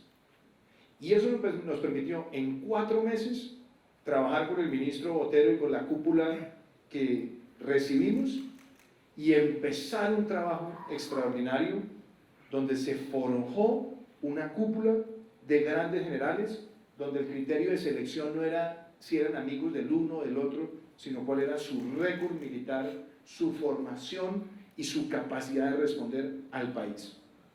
Y otro tema que también lo voy a decir aquí veo que está el general Jorge Vargas. Cuando yo empecé el gobierno, a mí llegaban algunas personas y me decían, hay que sacar a Vargas porque es que Vargas es santista, Vargas es un infiltrado. Y entonces empieza mucha gente, que eso a veces pasa en las relaciones de poder, muchas personas que llevan sus propios intereses, y uno tiene que saber decantar qué información está recibiendo uno realmente genuina y cuál tiene veneno. Y me pasó una cosa muy interesante. Yo le dije al general Óscar Atortúa, que fue mi primer director de la policía que nos acompaña, le dije, voy a nombrar al general Jorge Vargas inspector de la policía, el cargo de mayor confianza, porque es el que está revisando todo el trabajo operacional, el trabajo administrativo de la organización. Y después le dije al general Atortúa, vamos a pasar al general Vargas a la dirección de orden de seguridad ciudadana, donde tuvimos que enfrentar grandes retos. Y después del general Jorge Vargas fue el director general de la policía. ¿Qué quiero decir con esto? El caso particular del general Jorge Vargas. Jorge Vargas no es un representante de ningún grupo político. Es un general de la República que se ha forjado sirviéndole al país, como todos los generales que están hoy acá. Y sacar del servicio de 40 años 60 generales sin haber tenido la oportunidad de conocer su experiencia, de conocer su trabajo, de ver todos los logros, es, a mi modo de ver, un desprecio a un proceso de formación de más de 30 años. Y eso, sencillamente, me parece que es un pésimo precedente para el país. Porque así como lo hicimos nosotros, las transiciones y respetar la independencia de las fuerzas del poder político, pero sí del poder ejecutivo, bajo un principio de autoridad, eso es construir nación. Intimidar por la vía de pasar la guillotina en las fuerzas para tratar de ejercer autoridad, a mi modo de ver, es dejar debilitar a lo más valioso que tienen los ciudadanos para su protección diaria, y son esos hombres y mujeres que a lo largo de tantos años se han forjado para servirle a Colombia y servirle a Colombia con denuedo y con honestidad.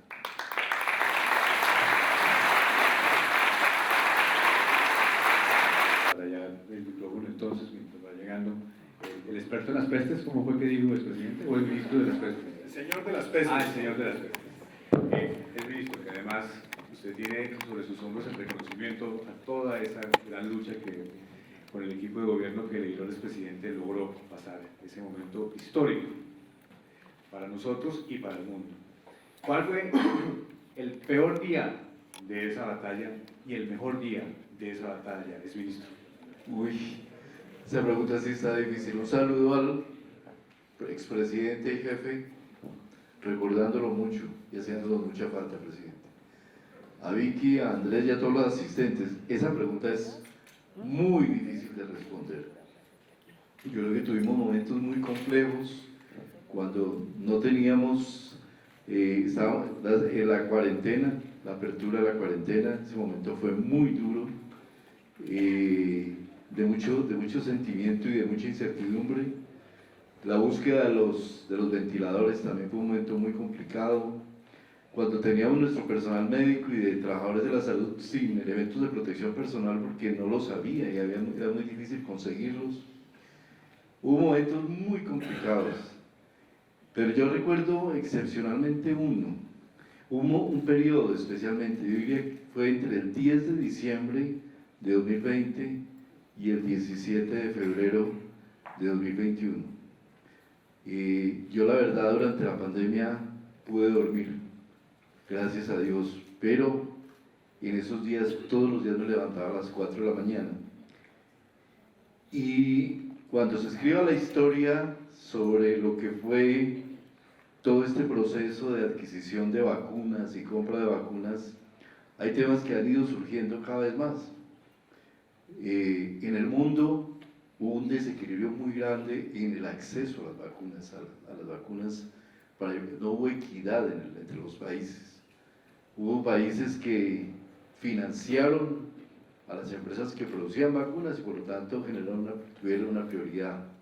Después vino una segunda línea de países que se pudieron integrar en mecanismos multilaterales y a través de los mecanismos multilaterales, como la Unión Europea, pudieron tener un acceso más acelerado a las vacunas. Y después hubo una historia un poquito triste en nuestro continente, en América y en Latinoamérica en particular, donde cada país casi que estuvimos aislados solos, negociando y tratando de obtener esas vacunas.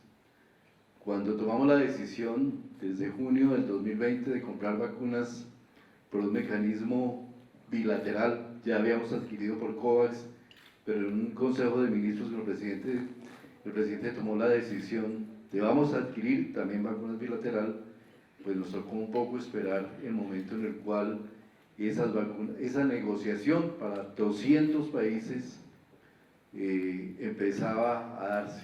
los 200 que estamos en ese tercer grupo. Y hubo momentos muy difíciles. Yo recuerdo un día en el Palacio Nariño donde prácticamente se habían abierto, nosotros habíamos aprobado con el apoyo del Congreso, bajo iniciativa del Congreso, la posibilidad de tomar decisiones de riesgo en la ley de vacunas que se sancionó el 10 de diciembre. Y se habían abierto realmente las negociaciones en serio para este tercer grupo alrededor del 2 de diciembre. Un día alrededor del 22 de diciembre, unos días antes de Navidad, donde estábamos en el Palacio Nariño y llevábamos prácticamente 15 o 20 días de unas negociaciones durísimas y nada de que lo lográbamos,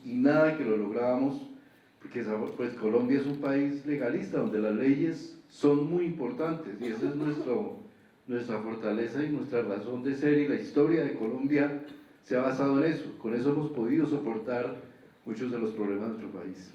Y estábamos en el cuarto, en una sala al lado, cerca al despacho del presidente, y yo un momento entré en una crisis, entré al despacho del presidente, ¿qué hacemos? Yo ya me sentía muy afectado, diciendo, ya no sabemos cómo hacer. Y el presidente me dice, ¿sabe qué, Fernando? Lo acompaño, pero hagamos una cosa, pongámonos una fecha y pongámonos un propósito. Deme un día, presidente.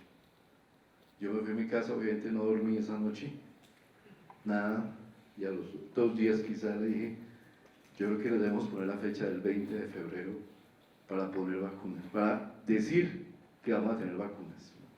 Y empezamos a trabajar con el apoyo del presidente, con Víctor, con María Paula, con el equipo del Ministerio de Salud, día a día, noche tras noche. Obviamente no dormíamos, pero el 17, y construimos un plan, donde teníamos plan A, plan B y plan C. El 17 de febrero, antes de la fecha prevista, estábamos aplicando la primera vacuna en Sincelejo. Y el 20 de febrero, a una enfermera muy querida de Sincelejo. Y el 21 de febrero, perdón, se nos habían dado el plan A, el plan B y el plan C.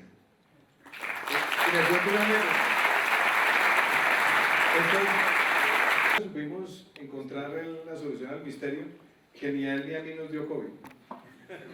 A todo el resto, a todo el mundo le dio, a nosotros no nos dio.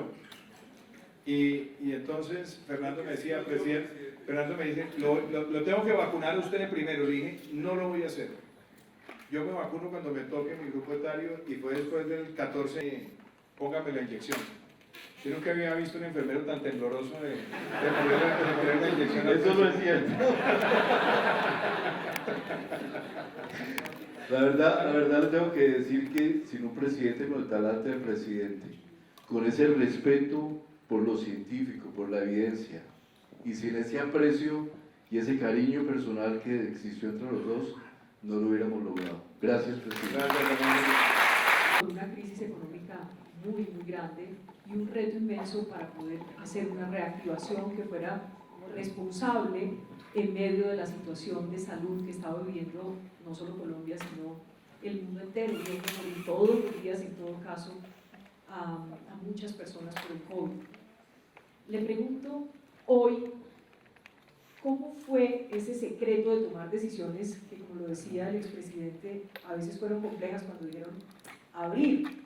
No sé si al exministro le tocó mucho esa en decisión. ese momento el Ministerio de Comercio. Exacto. Teníamos que trabajar con los sectores, la ley de emprendimiento y muchas cosas. José, me alegra verte. Muchas gracias, señor presidente. Como que lo emocional decía sí, encerrémonos todos, que no nos pase nada, pero fue muy audaz y muy responsable a su vez abrir para que no se acabara completamente el país y su economía. Cuéntenos detalles de esos días, de esos tiempos, y cómo ve lo que está pasando ahora, después de ese como florecer, y tenemos la inflación disparada, el dólar disparado, el petróleo el Ecopetrol con las acciones hacia abajo y un fantasma de recesión. Muchas gracias, Vicky. Un saludo muy especial al señor presidente. Muchas gracias de verdad, presidente, como colombiano, por su liderazgo, por su compromiso, por esa responsabilidad con el país y por siempre entregarle a todos los ciudadanos lo máximo que pudo de su vida y de su propia familia. También a la primera dama, de verdad un saludo muy especial de gratitud como colombiano. Este es un esfuerzo, Vicky, que no es sino de un equipo de gobierno. Aquí está el equipo de gobierno, todos los aquí presentes, con este líder a la cabeza, fuimos capaces de enfrentar el momento más difícil en la historia económica de nuestro país. Y para eso teníamos una consigna, que el presidente la tuvo desde el primer momento en el 2018. La prioridad, cómo fortalecer la dinámica productiva del país, cómo lograr crecer más. Así fue como en ese momento, antes de la pandemia, antes de marzo del 2020, Colombia estructuró una estrategia de crecimiento. Y debo decir que allí, una persona que seguramente aquí no está presente, que es Alberto Carrasquilla, quien sucedí, tomó un papel protagónico muy importante y yo le hago un justo reconocimiento también.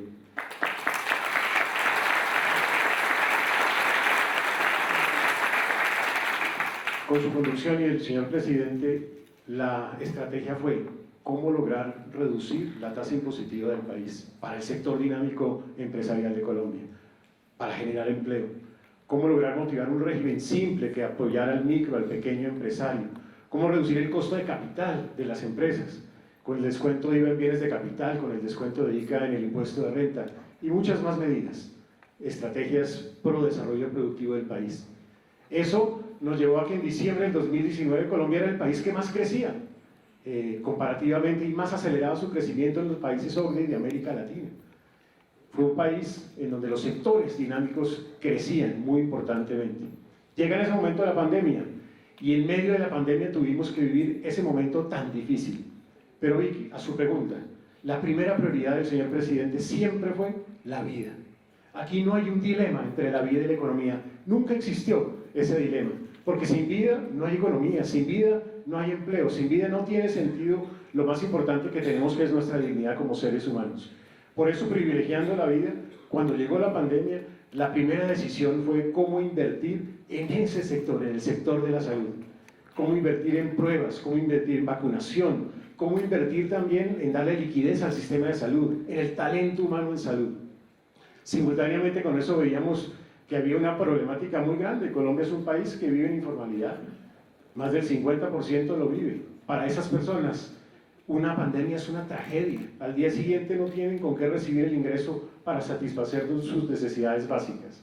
Y eso significó crear programas de atención social que transitaron de 3 millones de familias a 10 millones de familias en nuestro país.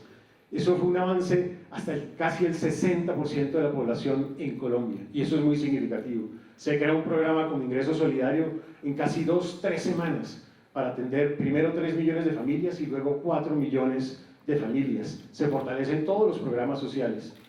Y teníamos claridad que la tercera prioridad tenía que ser el empleo de los colombianos. Se crea algo único, el subsidio a la nómina, que benefició a casi 4,5 millones de empleos en Colombia. Y logramos diseñar un programa de garantías en créditos que logró estructurar casi 30 billones de pesos a más del 50% del tejido empresarial formal de nuestro país. 11% del Producto Interno Bruto dentro y fuera del presupuesto se dedicó a este propósito. Esas fueron las primeras prioridades sociales, los más vulnerables de Colombia. La segunda fue cómo trabajar en equipo, con vivienda, con infraestructura, con agricultura, con comercio, con todos los sectores productivos del país, con trabajo, para generar un programa de reactivación económica que el presidente lo anunció en el Congreso de la República ya en el 2020, incluso en ese primer momento de la pandemia. Allí logramos destinar casi 135 billones de pesos de Colombia para proyectos, más de 500 proyectos que se lideraban semana tras semana. El presidente era el cirilí cada semana: cómo va el proyecto, cómo van estos proyectos, cómo van estos temas. Y con esos dos esfuerzos, la tercera consigna era cómo mejorar en lo fiscal, porque era evidente que en medio de la pandemia se cayó el ingreso, se cayó el PIB y además se aumentó el gasto y la inversión pública para lograr reactivarse. Y eso se logró con una ley de inversión social construida colectivamente en el país. Logramos recaudar casi 18 billones de pesos, acordado con el sector productivo y cuidando lo que dije al inicio, que el sector productivo no fuese afectado, porque la prioridad es cómo lograr garantizar la inversión a largo plazo. Y así fue como se hizo esa ley de inversión social buscando la reactivación. Yo creo que el resultado es absolutamente evidente y enormemente satisfactorio para todo este gobierno. Un país que el año pasado creció al 10.7%, el tercero que más creció en los países de la OCDE, y un país que este año, lo dijo la semana pasada, la OCDE va a ser el país que más crecerá en todos los países de la OCDE en este año 2022. Y esa es una demostración que se pudo crecer, en donde el déficit fiscal se redujo al mínimo en el ancla de deuda al cierre de este año, en donde Colombia logró que la deuda pública tuviera también ese nivel de ancla que se esperaba en el nivel más bajo posible, y en donde el déficit fiscal para el próximo año se estimaba que iba a darse con superávit fiscal primario, y donde además se recuperó el empleo de los colombianos que se perdió en la pandemia. Todo esto habla de un proceso de reactivación que no de otra manera. The Economist lo describía como el número 1 o 2 en distintas mediciones que se hizo a lo largo de los últimos años en el mundo entero como el mejor programa de reactivación económica en el mundo.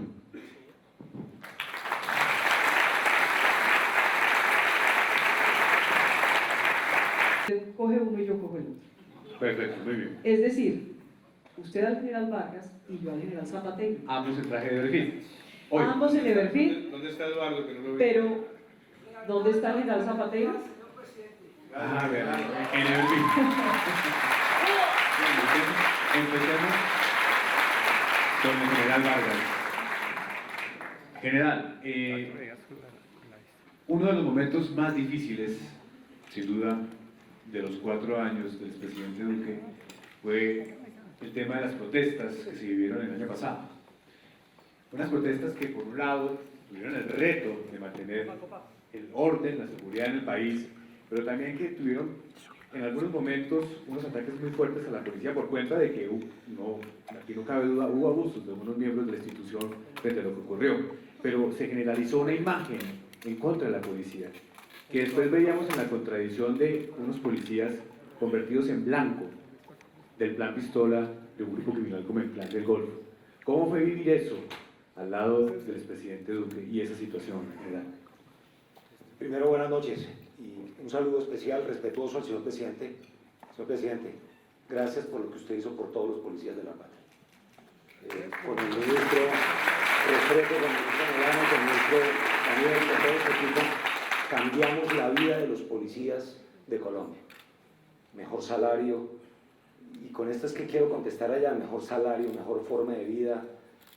Es el cambio de la Policía Nacional en los 50 años, señor presidente, con su liderazgo. Saludo respetuoso para usted, Andrés, para Vicky, para todos los compañeros de gobierno y a todos los que están presentes. Este momento fue un momento especial de la historia de Colombia, y lo digo ¿por qué? Porque nos encontramos con un liderazgo especial en la historia de Colombia, la del señor presidente Duque. Claridad absoluta, instrucciones claras para el respeto a todos los colombianos. Si usted, Andrés, se acuerda, cada mensaje nuestro con el ministro al país era un mensaje de tranquilidad, con instrucciones precisas del señor presidente, instrucciones de cumplimiento de la ley, de protección a la Constitución, de trabajo integrado con nuestras fuerzas militares, con Mijal Navarro y Mijal Zapatero, reuniones permanentes.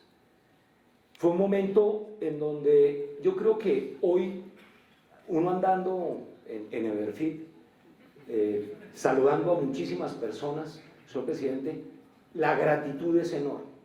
Una gratitud porque se encontraron a una fuerza pública, a una policía completamente profesional, sabiendo que, como usted lo acaba de decir, y jamás hemos dicho lo contrario, algún funcionario que está siendo investigado hoy pudo haber cometido o cometió un acto contrario a la ley. Pero en la gran mayoría fue el sacrificio de esos policías y soldados por los colombianos. Sin lugar a dudas, sin lugar a dudas. Pero, para terminar, déjenme decir una cosa, Andrés y Vicky, que ustedes tanto lo reportaron. Noches sin dormir, muchísimas reuniones de coordinación al detalle. Esto puede ser otro libro otro libro yo creo que de la historia del cumplimiento de la ley, porque eso fue lo que se hizo en esos momentos del liderazgo del señor presidente, con instrucciones claras a todos nosotros. Yo se lo respondo con esa última frase. Un liderazgo claro, transparente, con instrucciones a todos los policías para que cumpliéramos eso, el defender a Colombia, el defender a los ciudadanos, el dar tranquilidad, el de garantizar la economía. Y lo hicimos, sin lugar a dudas. El ejército de Colombia, en un país tan complejo como el nuestro, ese respaldo presidencial. ¿Y qué pasa cuando ese respaldo presidencial se pierde? ¿Qué pasa en la institución? Muy buenas noches para todos, señor presidente. Un honor estar aquí en la exposición de su libro. Un saludo a la primera dama, a todos los que nos acompañan en el día de hoy, a nuestros dos periodistas. Vicky, su respuesta, pues mucho de su respuesta ya la contestó Jorge Vargas, pero no me voy a dejar ganar de Jorge. Creo que tuvimos un presidente y que me siento orgulloso de haber sido su comandante del ejército, el ejército de los colombianos, como usted lo dijo.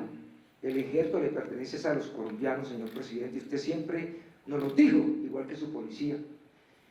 Decirle que, primero, darle las gracias delante de este grupo selecto que se encuentra en esta Universidad Santo Tomás, y decirle gracias por respetar a sus generales, señor presidente, porque eso fue lo que ocurrió.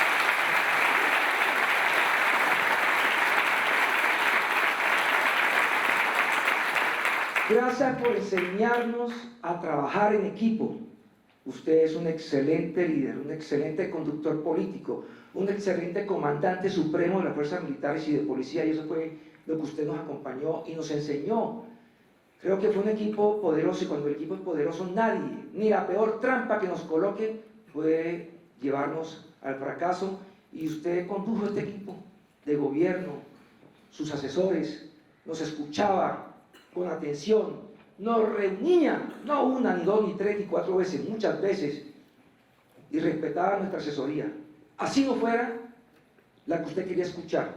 Y creo que eso le quedan muchísimos años más de vida, señor presidente, y usted tiene muchas cosas que mi Dios lo va a premiar, porque este país sufrió mucho estos 4 años, y a mí, yo lo viví en carne propia, pero no me arrepiento de haber estado ahí con usted, comandando este ejército que llevaré siempre en mi corazón y que nos enseñó mucho. Y Vicky, para ir al grano de su pregunta, nos sentimos orgullosos, todo el cuerpo de generales, de haber tenido bajo nuestro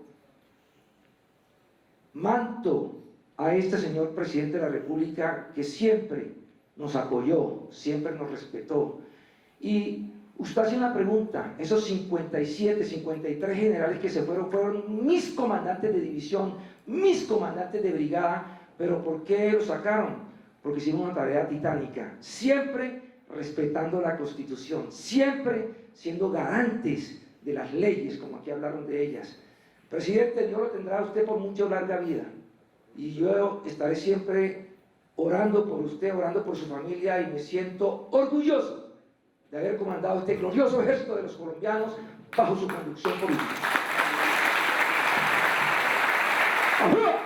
Viendo esos 25 túneles, más de 25 túneles y más de 26 viaductos, los 2 intercambiadores, qué lindo día para recordar ese momento, Ángel. Sí, presidente. Y tiene que ver con eso la pregunta, exministra. ¿Cómo fue ese proceso de no frenar las obras que se entregaron en el último tramo del gobierno? El primer túnel de la línea se entregó en medio de la pandemia, en septiembre del 2020. ¿Cómo fue ese proceso para no frenar las obras que finalmente se entregaron? Gracias, Andrés, Vicky, presidente, un honor estar aquí y haber trabajado con usted en el gobierno. Yo creo que yo diría que la anécdota viene desde el comienzo. Lo primero es que la instrucción que dio el presidente cuando me invitó a trabajar con él en este cargo era sentarnos a concluir todos los proyectos que estaban en curso. Un poco por una tradición histórica de que cada gobierno que llegaba casi que paraba lo que venía haciendo otro gobierno y de ceros empezaba nuevos y casi que uno nunca veía culminar una obra. Eso nos llevó obviamente a primero sentarnos a reactivar los proyectos de cuarta generación que estaban paralizados y nos llevó a conseguir los primeros recursos para poder culminar el túnel de la línea. Había un estudio, con ese estudio identificamos qué hacía falta y gracias al apoyo del presidente y al ministro de Hacienda logramos conseguir esos primeros recursos, porque también es importante saber que nosotros no teníamos recursos en el marco fiscal de mediano plazo como sector. O sea que teníamos la necesidad de sacar adelante los proyectos que estaban adjudicados, que tenían sus recursos contratados y comprometidos a cada contrato. Las alianzas público-privadas no podíamos usarlos a menos que caducaran los contratos y eso, mientras se caduca, se liquida un contrato, pasan 3 años. Es decir, nuevamente, mientras se inicia un nuevo proyecto, más o menos pasan 5 o 6 años, lo que nos pasó de alguna manera con la Ruta del Sol 2, que se abandonó en el 2016 y finalmente adjudicamos al final de nuestro gobierno para cumplir con todas las etapas de ese proceso. En ese momento nos sentamos a trabajar en reactivar los proyectos de cuarta generación, en culminar un proyecto como el túnel de la línea y en trabajar por instrucción del presidente en ir buscando cómo lograr un espacio fiscal que nos permitiera sacar un paquete de obra pública importante cuando tuviéramos recursos, es decir, marco fiscal, que no tenía el sector de infraestructura. Y así lo hicimos, y cuando vino la parálisis, obviamente se paralizaron todas las obras, salvo aquellas que de alguna manera podían tener una afectación en su estabilidad por la parálisis. O sea, no se podía parar de cimentar un puente, por ejemplo. Si eso estaba en proceso de cimentación, eso no se podía parar, porque simplemente se afectaba la obra. Pero el primer sector que adoptó protocolos de bioseguridad, de los que se paralizaron, salvo 2 o 3 proyectos puntuales, entre esos el túnel de la línea, se adoptaron los protocolos y este sector fue de los que abrió de manera gradual, fue después de la segunda cuarentena. Como eran cuarentenas cada 15 días, se empezaron a abrir los proyectos, pero este era un trabajo que nos tocaba hacer con las comunidades, porque teníamos protocolos, pero las secretarías de salud tenían que avalar, aceptar los protocolos y aceptar que se empezara a trabajar. Esa era una facultad de las secretarías de salud de cada municipio, el adoptar y aceptar que cada proyecto tuviera su protocolo de bioseguridad y recibir a las personas que llegaban para continuar trabajando. Los ingenieros venían de otras partes de la ciudad. Luego este fue un proceso de mucha gente trabajando con el ministro de Salud, con todos los equipos y de convencimiento de las autoridades locales para que entendieran que estas obras son a la intemperie, por su misma naturaleza podía continuarse trabajando, no era una fábrica, la gente encerrada, sino que de alguna manera su naturaleza permitía continuar.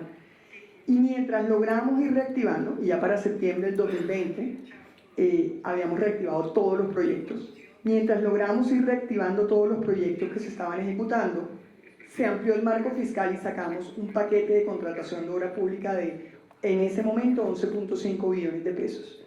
Eran 50 proyectos de infraestructura, 28 proyectos de obra pública que se venían haciendo pero que no se habían concluido, muchos llevaban 10 y 12 años haciéndose, y 22 proyectos totalmente nuevos, muy importantes para el país. Y recuerdo que el presidente, además de que el túnel de la línea era su obsesión, y más o menos semanalmente era el primer interventor del proyecto, íbamos a visitar la obra periódicamente, en ese proceso, en septiembre, entregamos el túnel, con 3 intercambiadores viales, pero quedó de alguna manera pendiente el resto del proyecto, que son los 31 viaductos, 25 túneles y de alguna manera los 30 kilómetros de doble calzada entre Cajamarca y Calarcá. El túnel se entregó en septiembre del 2020, exactamente hoy hace un año se entregó todo el proyecto. Mientras hacíamos eso, logramos el espacio fiscal y un proceso que, como mencionó José Manuel, se le hacía seguimiento semanal en Consejo de Ministros para ver si cumplíamos el reto de sacar las licitaciones, adjudicarlas y poder empezar obra a tiempo. Y lo logramos con el INVIAS, así como logramos el espacio fiscal para sacar las proyectos. Hay una anécdota muy bonita de la pandemia, porque yo creo que eso es algo que no nos puede olvidar a todos. El sector de obras públicas tuvo cierres, y cuando se restableció, yo le preguntaba a Ángela por el túnel. Y entonces, antes de la inauguración, habíamos ido a hacer una visita. Y estábamos con Roberto Jairo, el gobernador del departamento de Quindío, y gran amigo, Roberto Jairo Jaramillo. Fuimos con Roberto Jairo. Un aplauso también para él y para los gobernadores de Colombia. Bueno, ¿tú te acuerdas de esta anécdota? Íbamos en un jeep con Ángel y nos bajamos, estaban los trabajadores. Y uno de los trabajadores se acercó, me dio un abrazo y me dijo: vea, presidente, con pandemia o sin pandemia este proyecto lo terminamos, porque para nosotros es demostrarle a Colombia que hay luz al final del túnel de esta pandemia. Fue un momento muy bonito y algo que también quedó marcado para mí.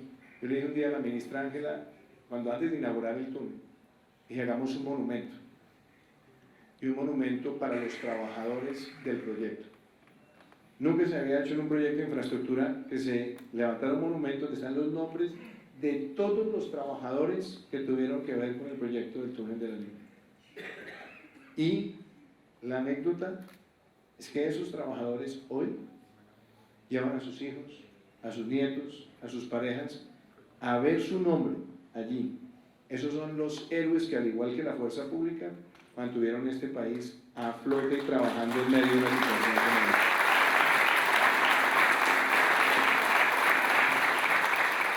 Pues, expresidente, a mí me encantaría quedarme aquí. La verdad, tengo tantas preguntas que me podría quedar. Para más adelante. Sí, señor. Simplemente para despedirlo, ¿qué va a hacer de Iván Duque de ahora en adelante? Lo hemos visto muy activo, lo hemos visto viajando permanentemente por el mundo, lo hemos visto con una agenda ambientalista, lo hemos visto con mucho trabajo. Pues, Vicky, la verdad es que han sido momentos muy lindos los que hemos podido vivir, pues, con María Juliana y con los niños. Hemos empezado una etapa muy especial y yo no tengo palabras para agradecerle a María Juliana todo el respaldo a lo largo de la vida. Vamos a cumplir 20 años de matrimonio el año entrante y hemos ido aprendiendo también de ellos, de su proceso de vida. Ahora somos padres de adolescentes y eso ya es otra nueva enseñanza. A veces de pronto un poco más complejo que algunos temas de orden público, pero ha sido muy bonito. Y en lo personal, Vicky, yo le decía el otro día al expresidente del BID, Enrique Iglesias, que lo llamé, que cumplió 92 años. Entonces lo llamé a felicitarlo y me dijo: Iván, estoy en Madrid, viajo a dar una conferencia a Chicago, después voy a Uruguay. Le dije: Enrique, tienes 92 años, ¿cuál es tu secreto? Le dije: mira, el secreto para uno mantenerse joven en la vida y activo en la vida es tener más proyectos que recuerdos. Y hoy en día mis proyectos están asociados con el tema de sostenibilidad, acción climática, protección de la Amazonía, bonos de carbono, trabajando en muchos lugares del mundo con distintos equipos. Ahora estuvimos en la cumbre COP27 lanzando ese proyecto de bonos de carbono para África, muy comprometido con llevar la experiencia nuestra. En la iniciativa de la Amazonía con Concordia es muy interesante, el trabajo con el Woodrow Wilson Center, las clases. Entonces, como que en cada una de estas etapas me la estoy disfrutando con el sentido de la humildad de ver las cosas ya con muchísimo desprendimiento, de hacerme autoevaluación todos los días en múltiples temas, pero seguir sirviéndole a mi país y sirviendo también al mundo, con algo que lo quiero reafirmar.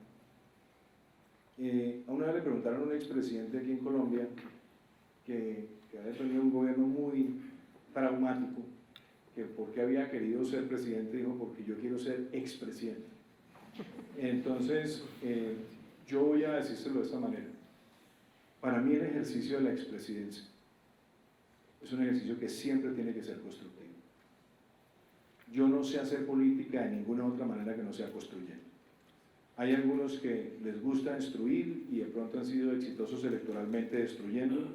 A mí me gusta construir y siempre estaré aportando a mi país para construir. Nunca en el ataque personal, siempre tratando de aportar opciones, porque criticar es muy fácil, pero las opciones de cómo hacer las cosas mejor a muchos se les olvida. Entonces, esa será una característica. Y la otra que también me parece muy importante es promover nuevos liderazgos en el país. Ver personas con talentos, con capacidades que puedan aportarle al país en lo local, en lo nacional, en lo empresarial, va a ser también una muy buena parte del tiempo que voy a dedicar en el trabajo regional. Porque yo no pretendo estar de pontífice como expresidente, sino estar trabajando con la comunidad, trabajando en estos temas que son tan importantes para las nuevas generaciones como proteger la riqueza natural, la biodiversidad y hablar de nuevas formas de energía, entre otras muchas, pero también sembrar en el país liderazgos que construyan. En eso me voy a dedicar ahora y lo que viene más adelante. Así que ahí le doy algunas puntadas y guarden un poquito para el año entrante, querida Vicky. Muchas gracias.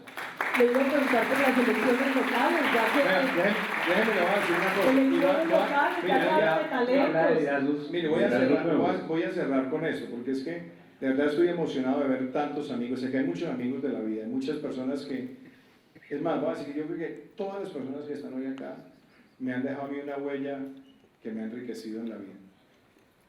Hoy, gracias a Benjamín Villegas, y lo digo de corazón, Benjamín, gracias, porque eso es un acto de generosidad tuya. Es decir, voy a hacer este libro y me voy a empecinar en este libro y lo voy a sacar adelante. Ver el trabajo de Nicolás, que ha estado conmigo tantos años retratando mi vida, y a veces le tocaba sufrir muchas de esas fotos, porque el pobre Nico llegaba y quería tomar una foto así, y a veces algo pasaba, o con el equipo de seguridad sufría mucho con Nicolás, pero ya han logrado construir una linda relación. Y a Alejandro Salas, quien fuera no solamente un compañero de gobierno, sino además son las personas que me ayudó a construir muchos discursos y piezas y presentaciones. Gracias por la generosidad de las letras, por la generosidad de recoger todos estos momentos. Yo quiero invitarlos a todos ustedes. Ahora van a poder recibir el libro. Este libro que tenemos hoy acá es un obsequio para los presentes. Eso no quiere decir que por favor no le promuevan a Benjamín que lo compren ahora para la temporada navideña, estoy molestando, pero quiero que lo tengan, que lo puedan leer y sobre todo que vean algo que yo creo que el libro recoge. Es un libro sin pretensiones, pero es un libro que va al grano de las dificultades, las complejidades y los momentos de gobierno. Quiero agradecerle de nuevo a quienes hicieron posible este evento. Fray, es un gusto. María Paula, Víctor, Felipe, la sacó del estadio también, Carmen, Soraya, ¿dónde está Soraya? Le quiero agradecer en el alma. Gracias porque ustedes le pusieron el alma a esto. Así que los invitamos, Vicky, a que podamos darles a todos el libro, tomarnos una copita de vino y decirles en nombre mío y de mi familia, gracias por tanto, le servimos a Colombia y le seguiremos sirviendo. Dios los bendiga.